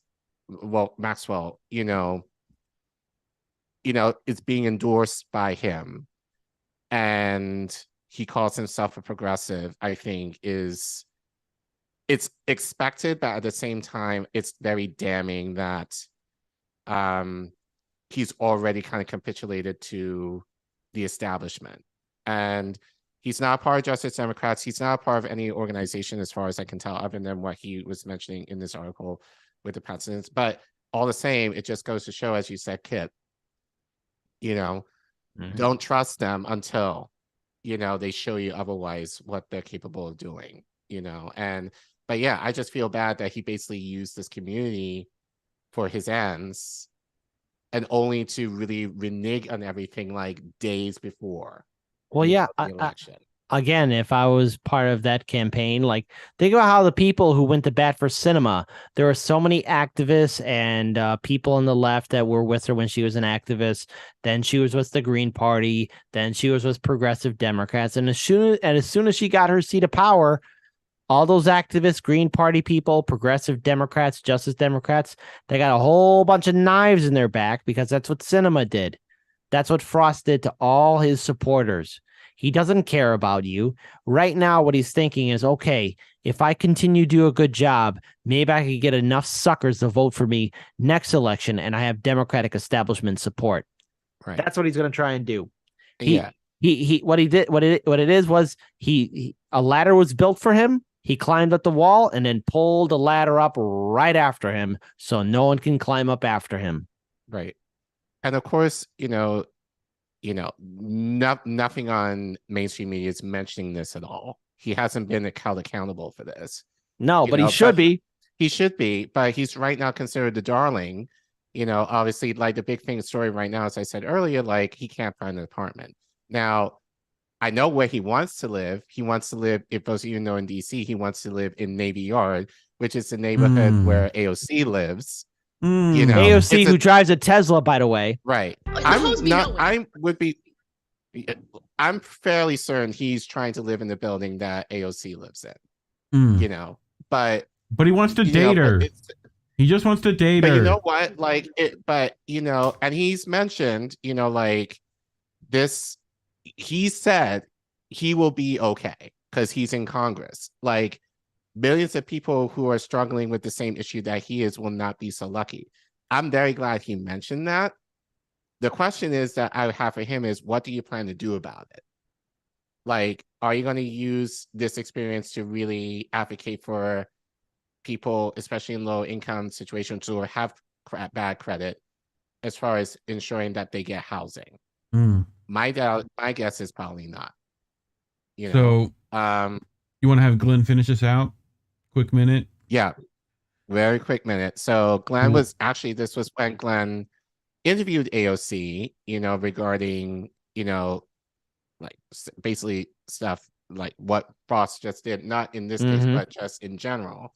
And notice what she was saying here, and you can tell this was back in like when 2018. Yeah. So if you want to play it, Reef. Yes, sir. On through. So what is your position just generally on that identity politics debate, and what role do you think it ought to have for voters in the 14th congressional district when deciding who they should vote for? It's an excellent question, because sometimes people throw this term around, identity politics, and a lot of people, when they use that term, they'll all mean something different. And so in terms of using the term identity politics as vote for me, I am XYZ, to use that as the sole basis for voting for someone, I think is incorrect, and it's flawed, because there are a lot of, I think, I mean, there are a lot of Trojan horses. There are a lot of folks that say, vote for me, I am this intersection of different identities, but at the same time, they still try to advance or are primarily financed by special interests. So it doesn't necessarily get us to where we need to be. Jesus Christ. Jesus Christ. Yeah. Maxwell Frost is the newest one. Okay. Well, Maxwell Frost at this point, like, here's the thing, to AOC's credit, at least she took her time before she abandoned us. This guy was like, deuces, out of here right away, and farted as he left the room and said, hey, enjoy it. Oh, Look, that's you know what? I would love to meet Maxwell Frost in person. I'll love it. And I may have the opportunity to one of these days, perhaps, and kind of read into him a little bit. But I mean, it's on par for the course, but it is very upsetting given his age, and he's already kind of capitulated to. But that being said, he has a bright future if he keeps this up, and he's young enough, so he'll be around for a long time. Speaking of bright futures, U.S. military got quite a bit of bright futures, it looks like. But I have to make sure this military's got a huge endorsement. Oh, by the way, I did send you a personal video that Sam Bankman-Fried did say. It's from him, and it's a personal apology to the people. Actually, 2 days ago he pleaded not guilty.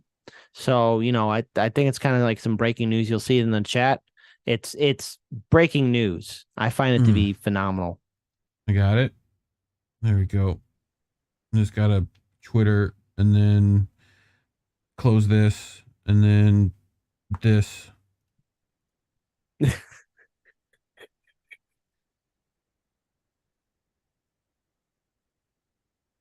There's no sound. There's no sound. Over-leveraged Ponzi slush fund for myself. Hey, hi. So I'm SBF, founder and CEO of FTX. My accidental theft of our customers' life savings to create a giant over-leveraged Ponzi slush fund for myself is a tragedy that should have never happened. And to all those affected, I want to say I am deeply sorry. I'm sorry. I'm sorry. I'm sorry. I'm sorry. Sorry. Oops. Sorry. Sorry. I'm sorry. Fuck that one. Sorry. Does he play Diablo 2? No, it's StarCraft. One of those. I'm deeply sorry. Hey, politicians! Yay! Oopsie doopsie. Ladies and gentlemen, we got him. Dun, dun, dun, dun, dun, dun, dun, dun, dun. And he's gone. Some breaking news in the case against disgraced crypto founder Sam Bankman-Fried. He was just released on $250 million bond. $250 million. Sorry.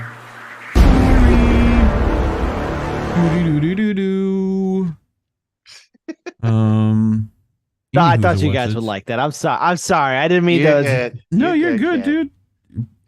Well, I don't mind you wasting your own time. I'm fine with that. We have fun here. So. Yeah, we do. All right, I gotta Sorry. Full screen. I'm sorry. Sorry. Sorry. Well, let's hit you with our next story this evening. A little bit more than 250 million. We've got like, how much is that? How much is that, Kit? Can you count the zeros? That's $1 billion. That's a big old 800 billion. $858 billion. $1 billion. $858 billion. Oh, Collin wanted me to do that. We had to have the doo-doo-doots in there. Yes. So. Oh, I didn't hear the doo-doo-doots. You didn't hear the doo-doo-doots? I didn't hear the doo-doo-doots, no. Those? Hopefully, chat heard them. If the chat heard it, that's fine, but I don't need to hear it. But I wonder why. Anyway, you were hearing it all earlier. How about this? What about now? Yes. Cool. There we go. We got it. We did it. You know, by the way, I actually, but hearing that line, you know, side note, I always thought about doing like because personally, I always wanted to be you know, either a paleontologist or work in film or movie or script writing. And as a kid, you know, I remember even as a teenager, you know, I like the Austin Powers films, especially the third one that came out. And I always thought like, hey, if there was ever a fourth Austin Powers film, I would set it up to where Dr. Evil wins and like he takes over the world or he takes over America. But he finds out like one, the senators and the quote unquote good guys, they were stealing from the people. They were criminals. And he's like, well, wait a minute. And like he comes around like, I thought I was the bad guy. You're the good guys here. Like, and Austin Powers is being tricked by like other people because he's part of the resistance to stop Dr. Evil, because Dr. Evil is doing good for people. Like he's giving them health care. He's fixing up the infrastructure. He's giving education. Like, because Dr. Evil's like, well, there's nothing evil for me left to do. Like I gotta do good. And so like everyone else. What are those? What does that hospital look like? It cuts to like farmer with produce, you know. Like, but anyway, take sorry, three. Get off topic. Take three. We got our third story this evening from Bean Boy Judd Legume. $858 billion. I got it that time, chat. Yes, I got it that time. You fucking chat. God. So, in 2015, the United States spent $585 billion on its military, more than the next 11 countries combined. What a start. Since then, the United States withdrew from Afghanistan, ending its longest running war. And yet, 8 years later, President Biden approved $858 billion in military spending, an increase of about $273 billion. Had military spending kept pace with inflation since 2015, military spending would be below $700 billion. Instead, the military budget is barreling towards $1 trillion annually. Okay, the budget of the Pentagon now exceeds the budgets for the next 10 largest cabinet agencies combined. Current defense spending, after adjusting for inflation, is higher than it was at any point during the Cold War. 2023 will represent the largest U.S. military budget since World War II. Okay. While conventional wisdom is that American politics is hopelessly divided, Republicans and Democrats routinely come together for that. What's it called, Collin? What's that called? Unity. You know what it is. Democrats routinely come together. Go ahead, Kit. It's called, as the great Barack Obama would say, I'd call it bipartisanship. Bipartisanship. George fucking Carlin would call it a big club, if I do remember, you know, my book studies. So we've got, there's virtually no public criticism of military spending, increases among members of Congress, while support for larger defense budgets is seen as expression of patriotism. In the House, only one member, AOC, voted against the omnibus bill that contained the military spending. Many Republicans opposed the bill, but only because they believed it contained too much support for domestic programs. Pause there for a second. Yes. Shout out to the DSA for commending AOC for voting no, but failed to call out everyone else who did. Yes. Who was in the squad. By the way, DSA, look, I don't know why you went to bat hard for AOC after all those years, but I mean, sooner or later, maybe most of your membership will wake up that she is just a neoliberal fraud. You know, every rose does have its thorn, Kit. Every one of them. You got me. I got you. I got all you. Y'all weren't ready for it. I'll be here all week, folks. While Republicans and some Democrats insist that it's paid for with budget cuts or tax increases, military spending increases are routinely financed with deficit spending, and no one is wringing their hands about the inflationary impact of adding hundreds of billions to the military budget, but money printers still go burr. Just in case you were wondering. The absence of a real public debate does not mean these aren't real trade-offs. To this level of defense spending, 1% of the 2023 defense budget is $8.58 billion. That could finance over 1 million public housing units, enough to effectively end homelessness in the United States. The federal government currently spends about $3.5 billion annually to combat homelessness. In case you were wondering, would the United States be better off with an $850 billion military budget instead of $858 million and much less homelessness? What about increasing compensation for teachers? Collin would like that, I'm sure. Or extending the expanded child tax credit to keep kids out of poverty. How about we do that? These are all legitimate policy debates, but these debates are not happening, says Judd Legume. It's not Ukraine either. Is the 2023 military budget inflated to account for the cost of helping Ukraine fend off the Russian invasion? No, the $858 billion budget includes just $800 million in support for Ukraine. Just $800 million.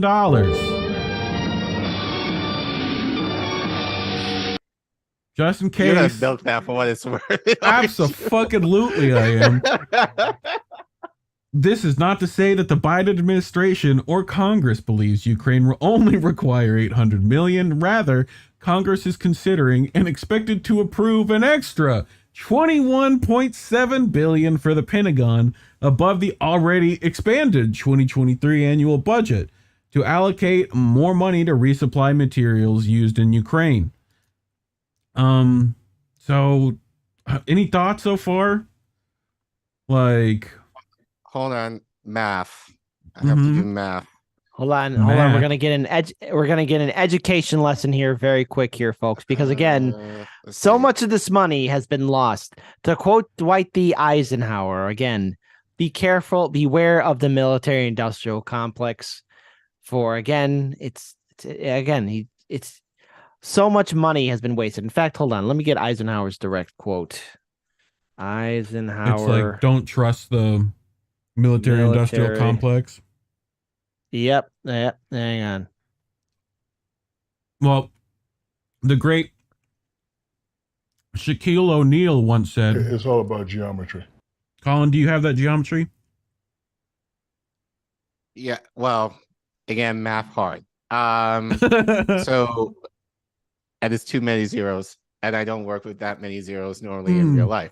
But the calculator's only got this many numbers. So, how much money was sent to Ukraine? That was 800 million, right? Yes, plus 21.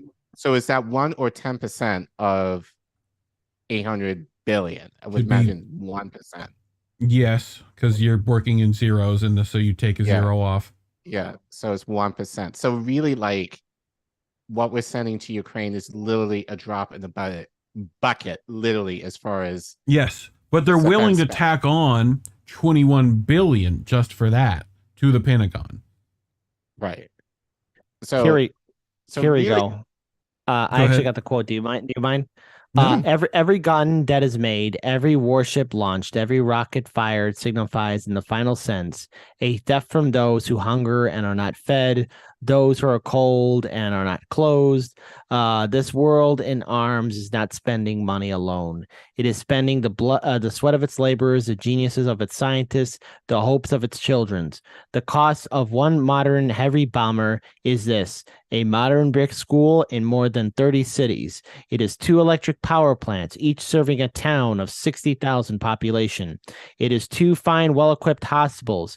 Sorry about that. It is some 50 miles of concrete pavement. We pay for a single fighter with half a million bushels of wheat. We pay for a single destroyer with new homes that could have housed more than 8,000 people. This is not a way of life at all, in any true sense. Under a cloud of threatening war, it is humanity hanging from a cross of iron. General Dwight D. Eisenhower, chance for speech. Joe Biden probably in another speech, but anyway,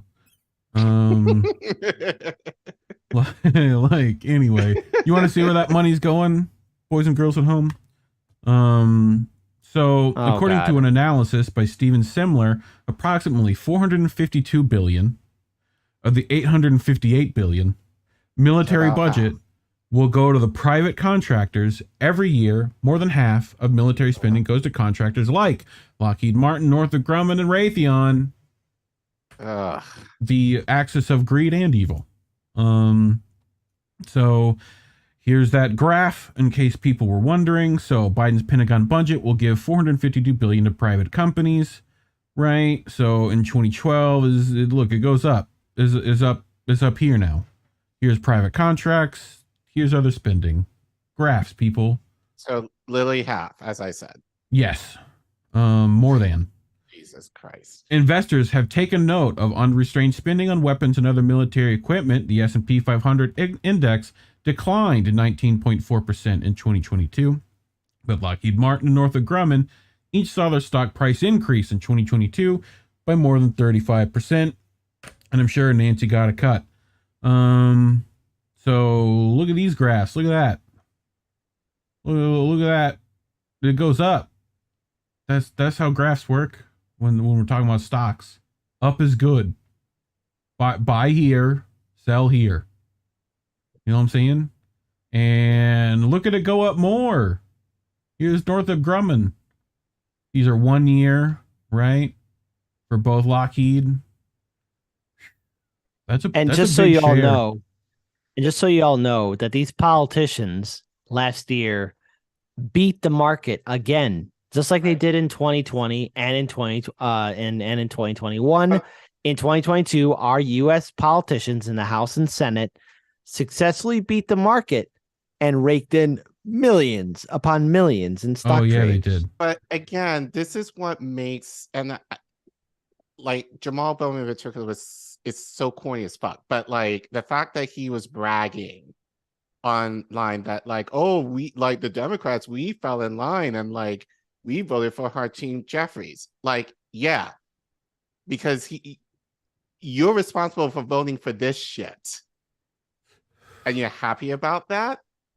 I mean, so that's not flex, dude. No, it just tells me we're fucked. We really are. But to continue, in 2022, the defense industry employed 770 federal lobbyists.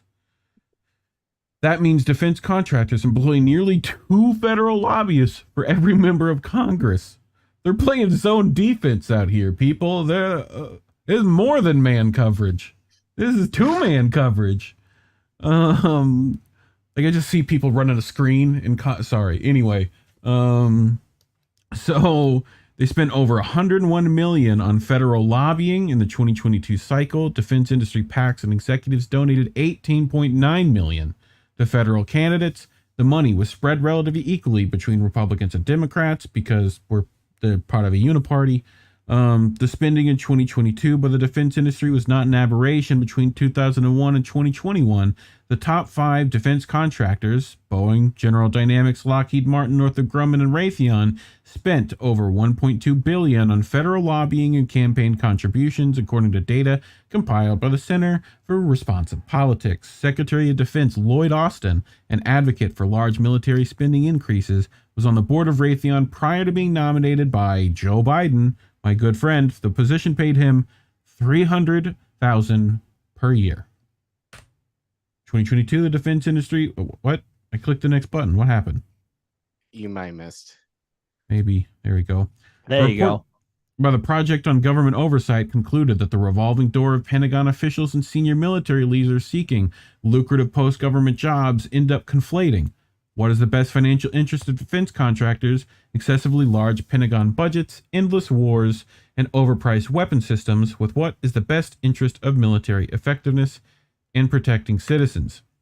So, keep in mind, this is money that the Pentagon doesn't want. Every year, the top Pentagon brass submits a list of unfunded priorities, essentially a wish list, everything that they want from here to the moon to the White House. Historically, the understanding was that not everything on this list would be funded. Resources are limited, and it is the role of civilian leadership to determine priorities. God, that's okay. This year, the White House examined this list and proposed a budget of $802 billion. In recent years, however, military leaders have started sending the list of rejects to the Congressional Armed Services Committees as a sort of appeal. For a time, these lists were generally ignored, but not any longer. This year's congressional committees have rubber-stamped nearly every single item on the list. So, after adding funding for weapon systems that the White House deemed unnecessary, keep that in mind, Congress also added funding for weapons that the Pentagon itself does not want. This year's budget, for example, prohibits the retirement of the F-22 Raptor fighter jet and scuttles retirement plans for various aircraft, including B-1, F-15, E-3, AWACS, and the C-40 aircraft. The Navy sought to decommission 24 ships and build 8, but the approved budget authorities and sequels to Battleship, the procurement of 11 Battle Force ships, and reverse plans for the early retirement of 12 vessels in the coming year. So we don't want the toys. No. Pentagon. Our stuff Congress, is falling apart. We'll give them to you anyway. The Marines need better crayons. And hey, my dad's got good crayons, all right? It's going to be fine. Hey, buddy. We need those crayons, all right? Now, first of all, we always got hand-me-downs. That's what the Marine Corps always got, hand-me-downs. Yes. Yeah, people in Nam were still using the Garand, yes. Desert Storm still using M60s, and they hated it then. Nam guys loved it. New guys like, nah, I don't want to lug that thing around. That thing's heavy. Fuck that. So, this is what did get cut. The defense spending bill includes a 4% across the board pay increase for military personnel and civilians, but there was a proposal for additional 2.4% for troops and defense department civilians making less than $45,000 a year to account for inflation. Inflation in 2022 was about 7%. The increase would have benefited 783,000 service members and about 37,000 civilians. The benefit, however, was removed by House and Senate negotiators. Oh, military. Fuck this. Yeah. Fuck this. Fuck them, man. Yeah. So hundreds of thousands of military personnel that make less than $45,000 annually, they don't got lobbyists, so you know what I'm saying? They ain't getting shit. Yeah. Yeah, they ain't getting shit. Oh.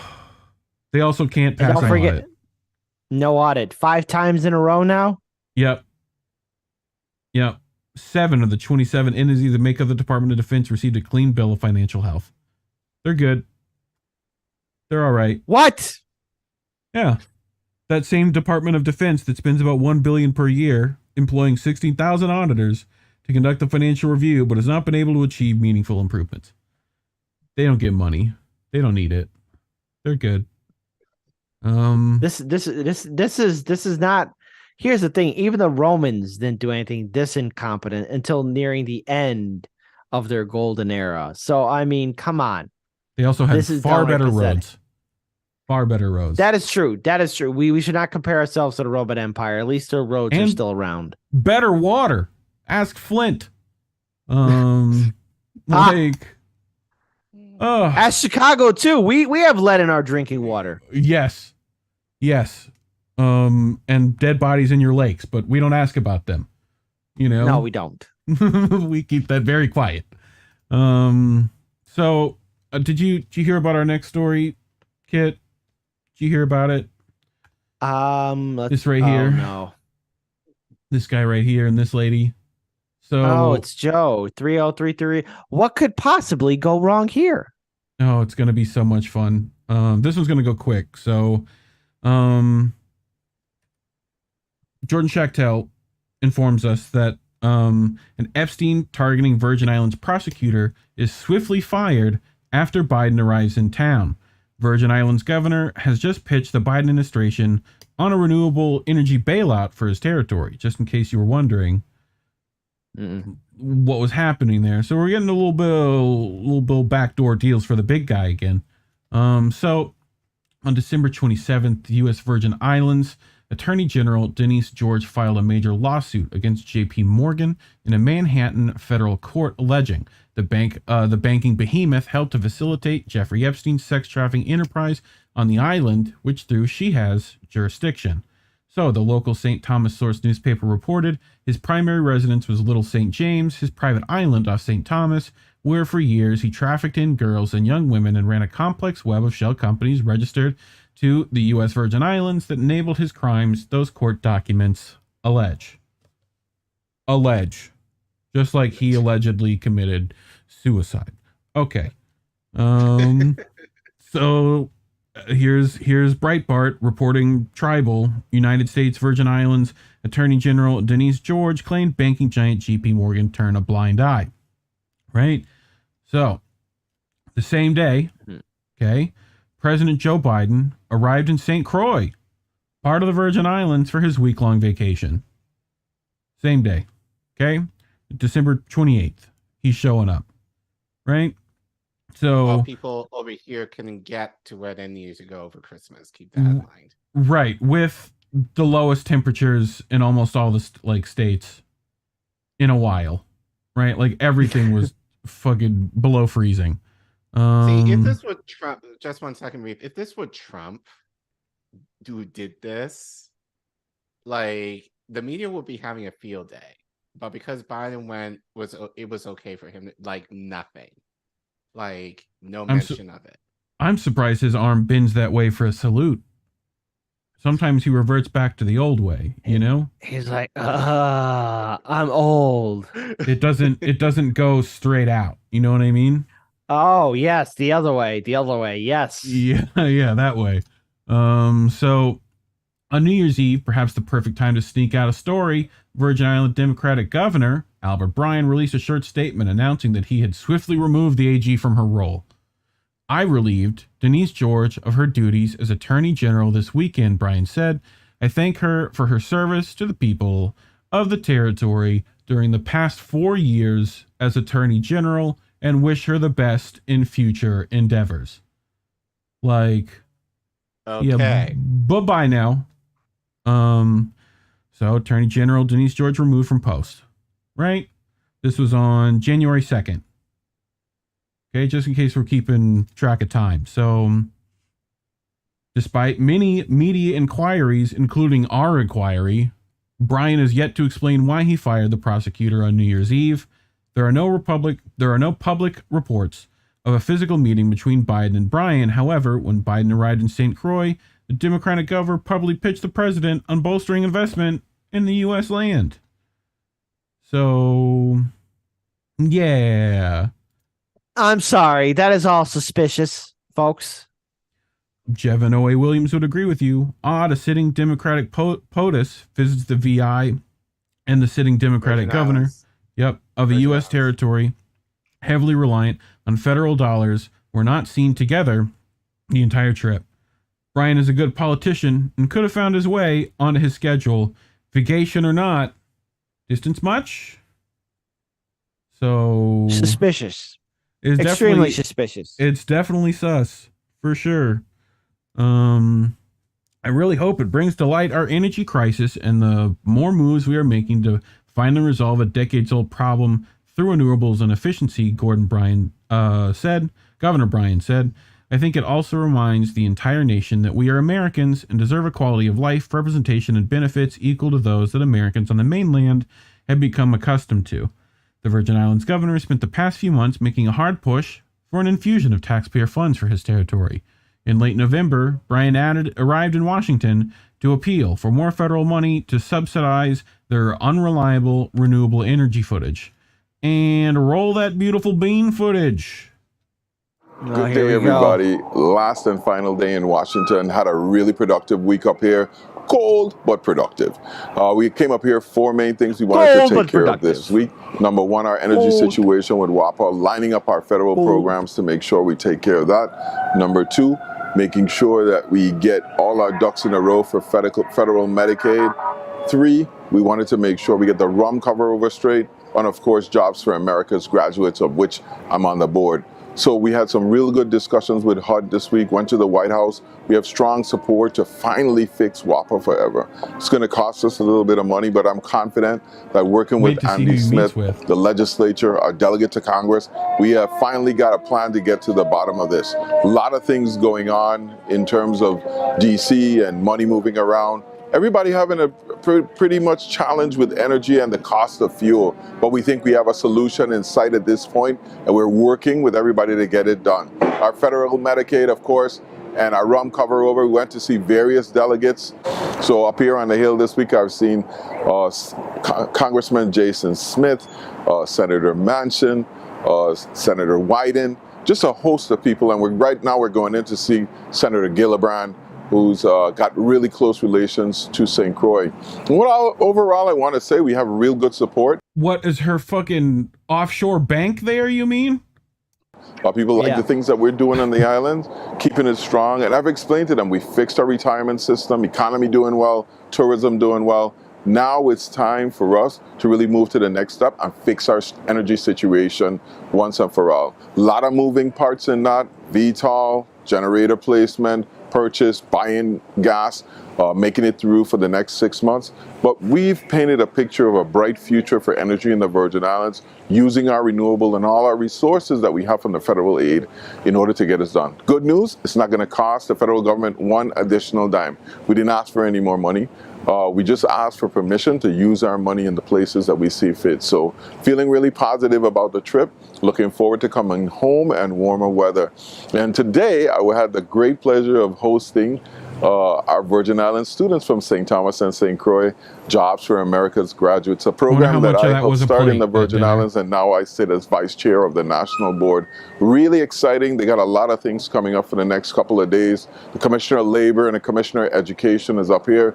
We had the chance to tour one of the new schools here in DC that the same contractor who's building Arthur Richards has built. And I'll tell you from the shots, it's going to be spectacular when you see what this contractor can do. So really excited, really want to get home. Looking forward to coming back down and being in that warm weather again. So until I see you again, you be good.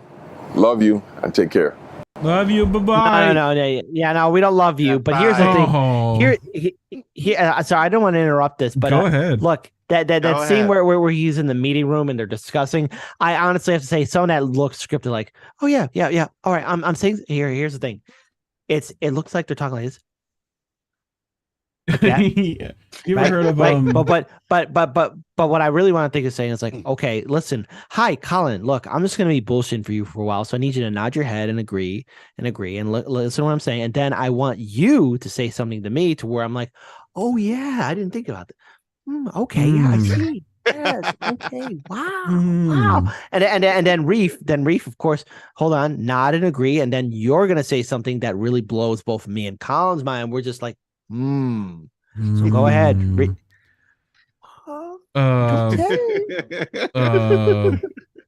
I've got stuff. They had us the first half. I'm not gonna lie. That's I think that they definitely had us in the first half here.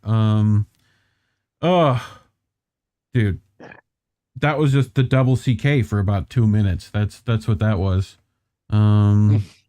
Let's see if I can have. I don't want to play it again. YouTube. Every time I click you does not mean I want you to play again.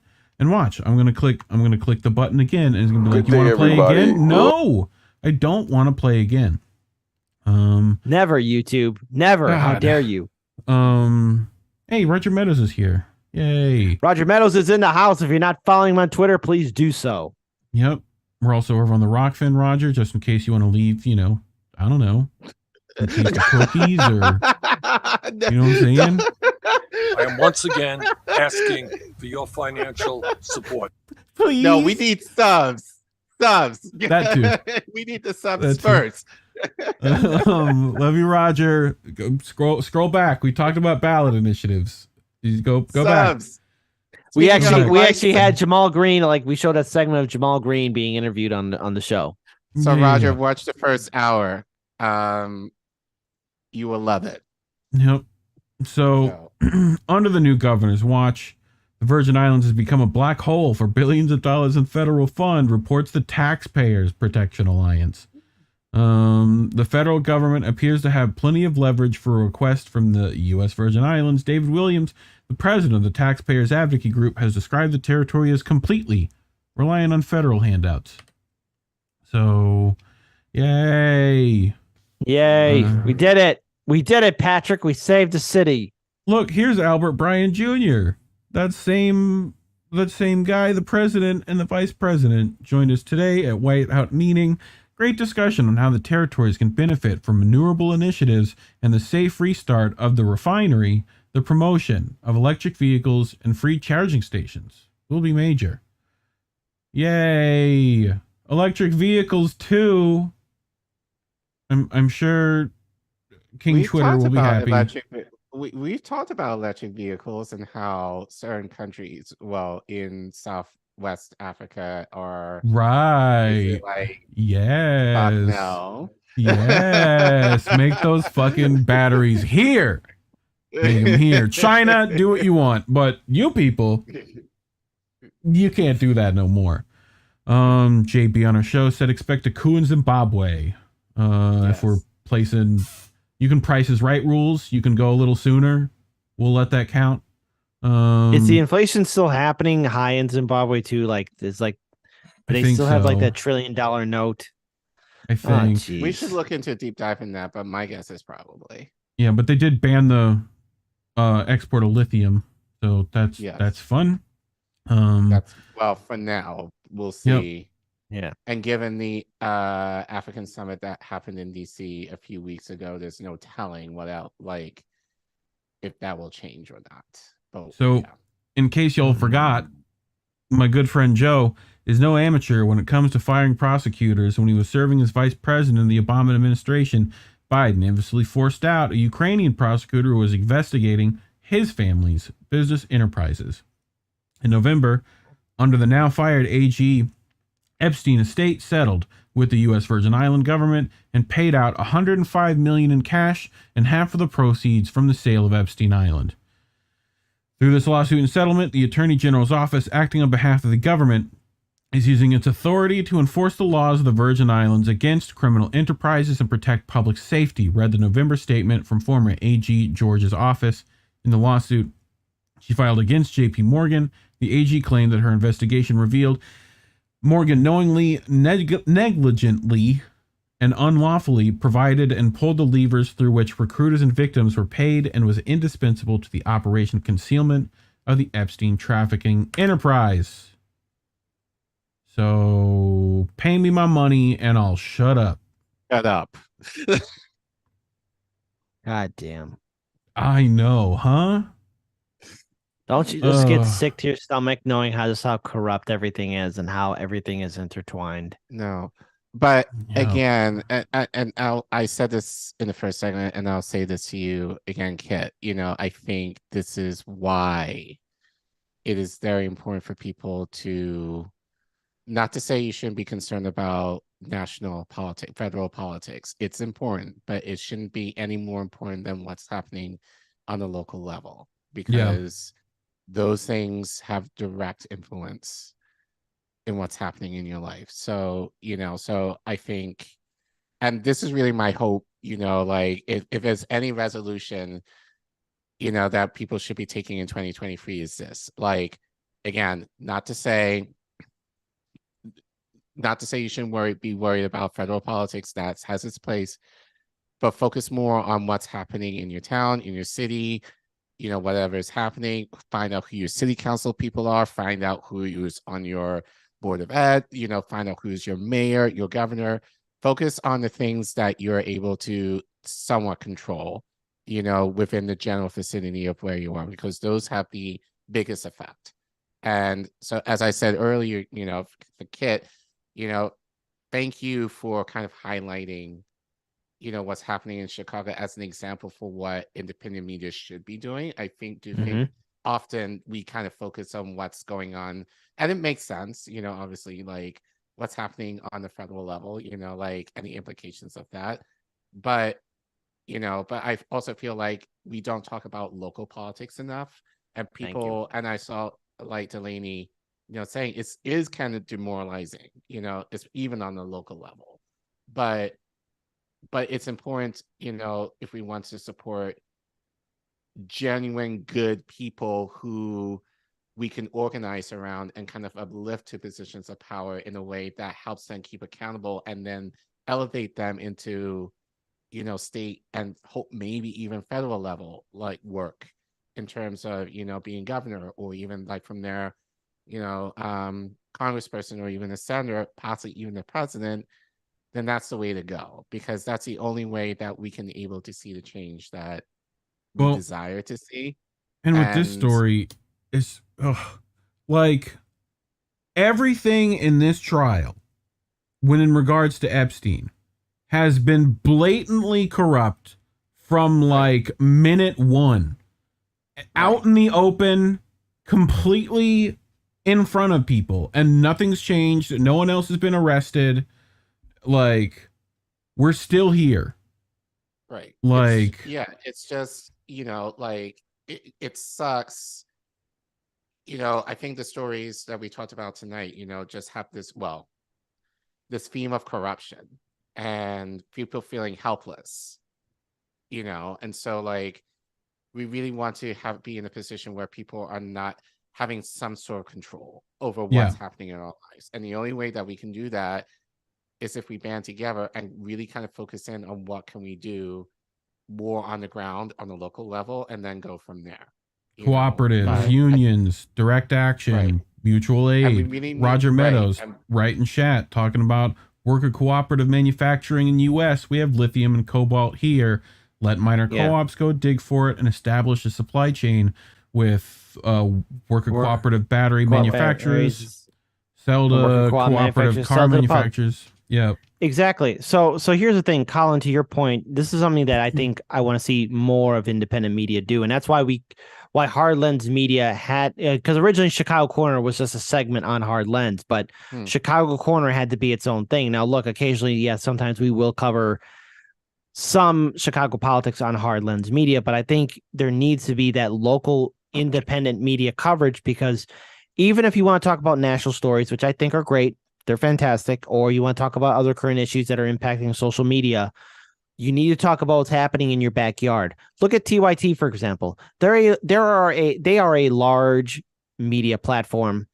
And what have they chosen to do? Ignore the homelessness crisis, the corruption that's happening in Los Angeles.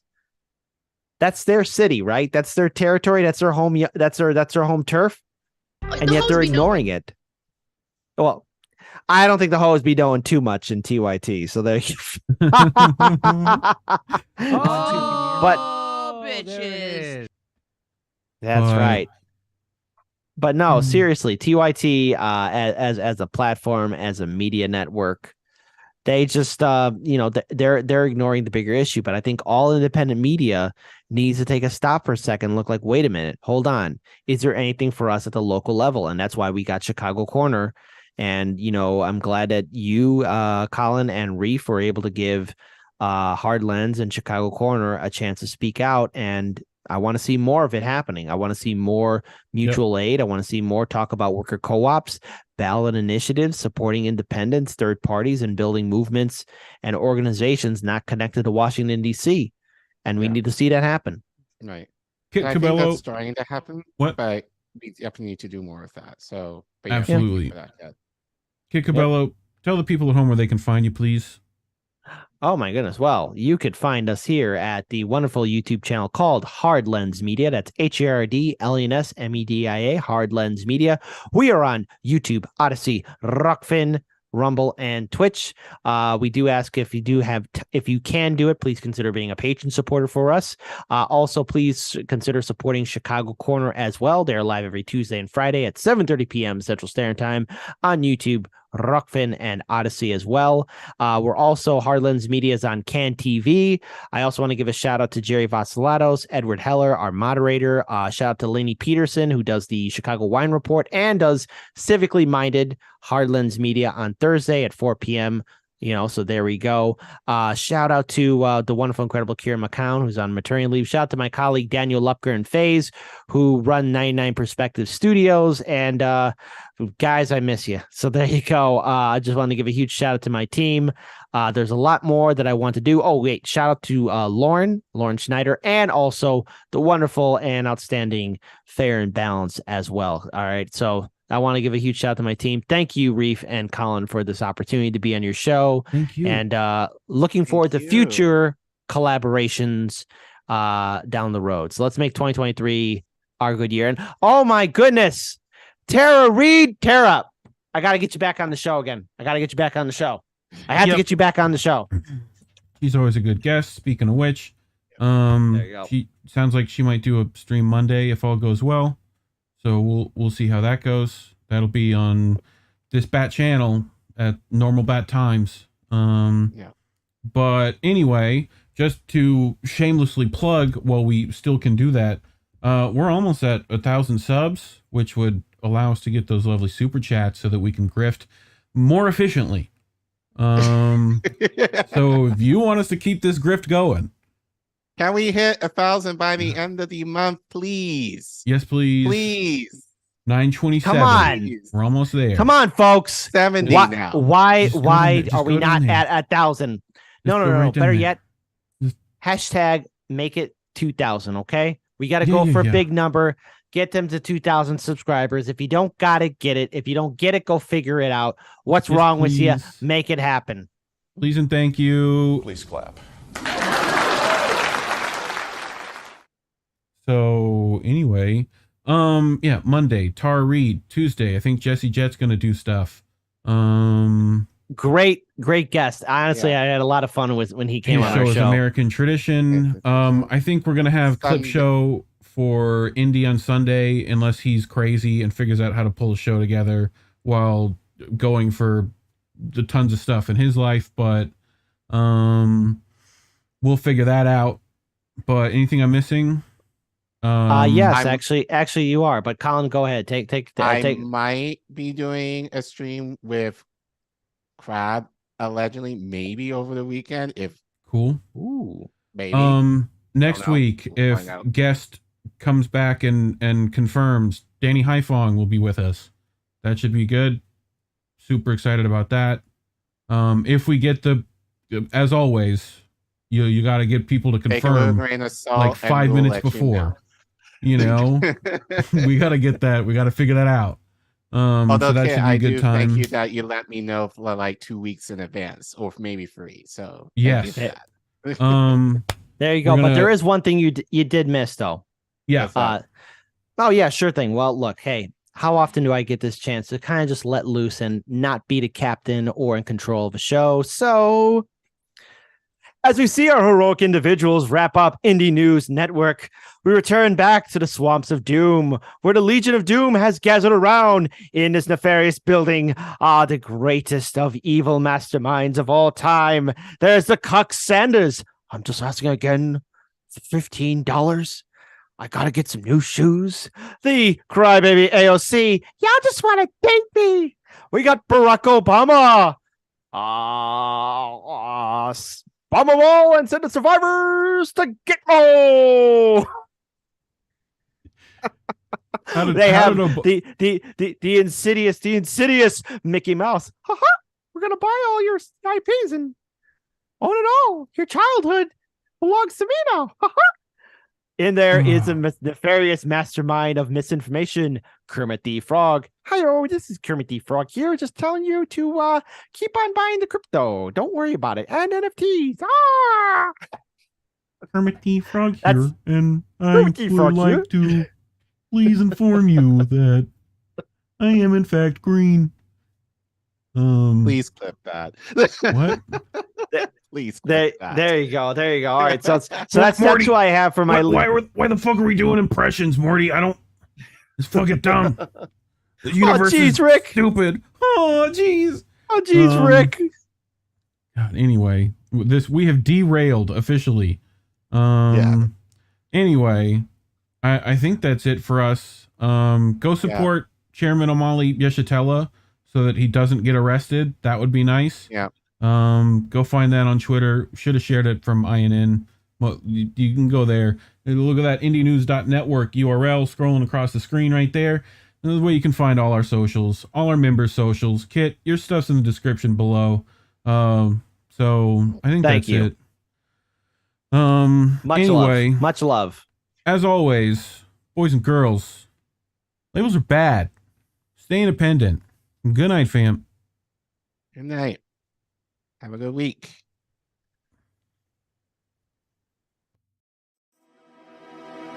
We want to talk right down to earth in a language that everybody here can easily understand.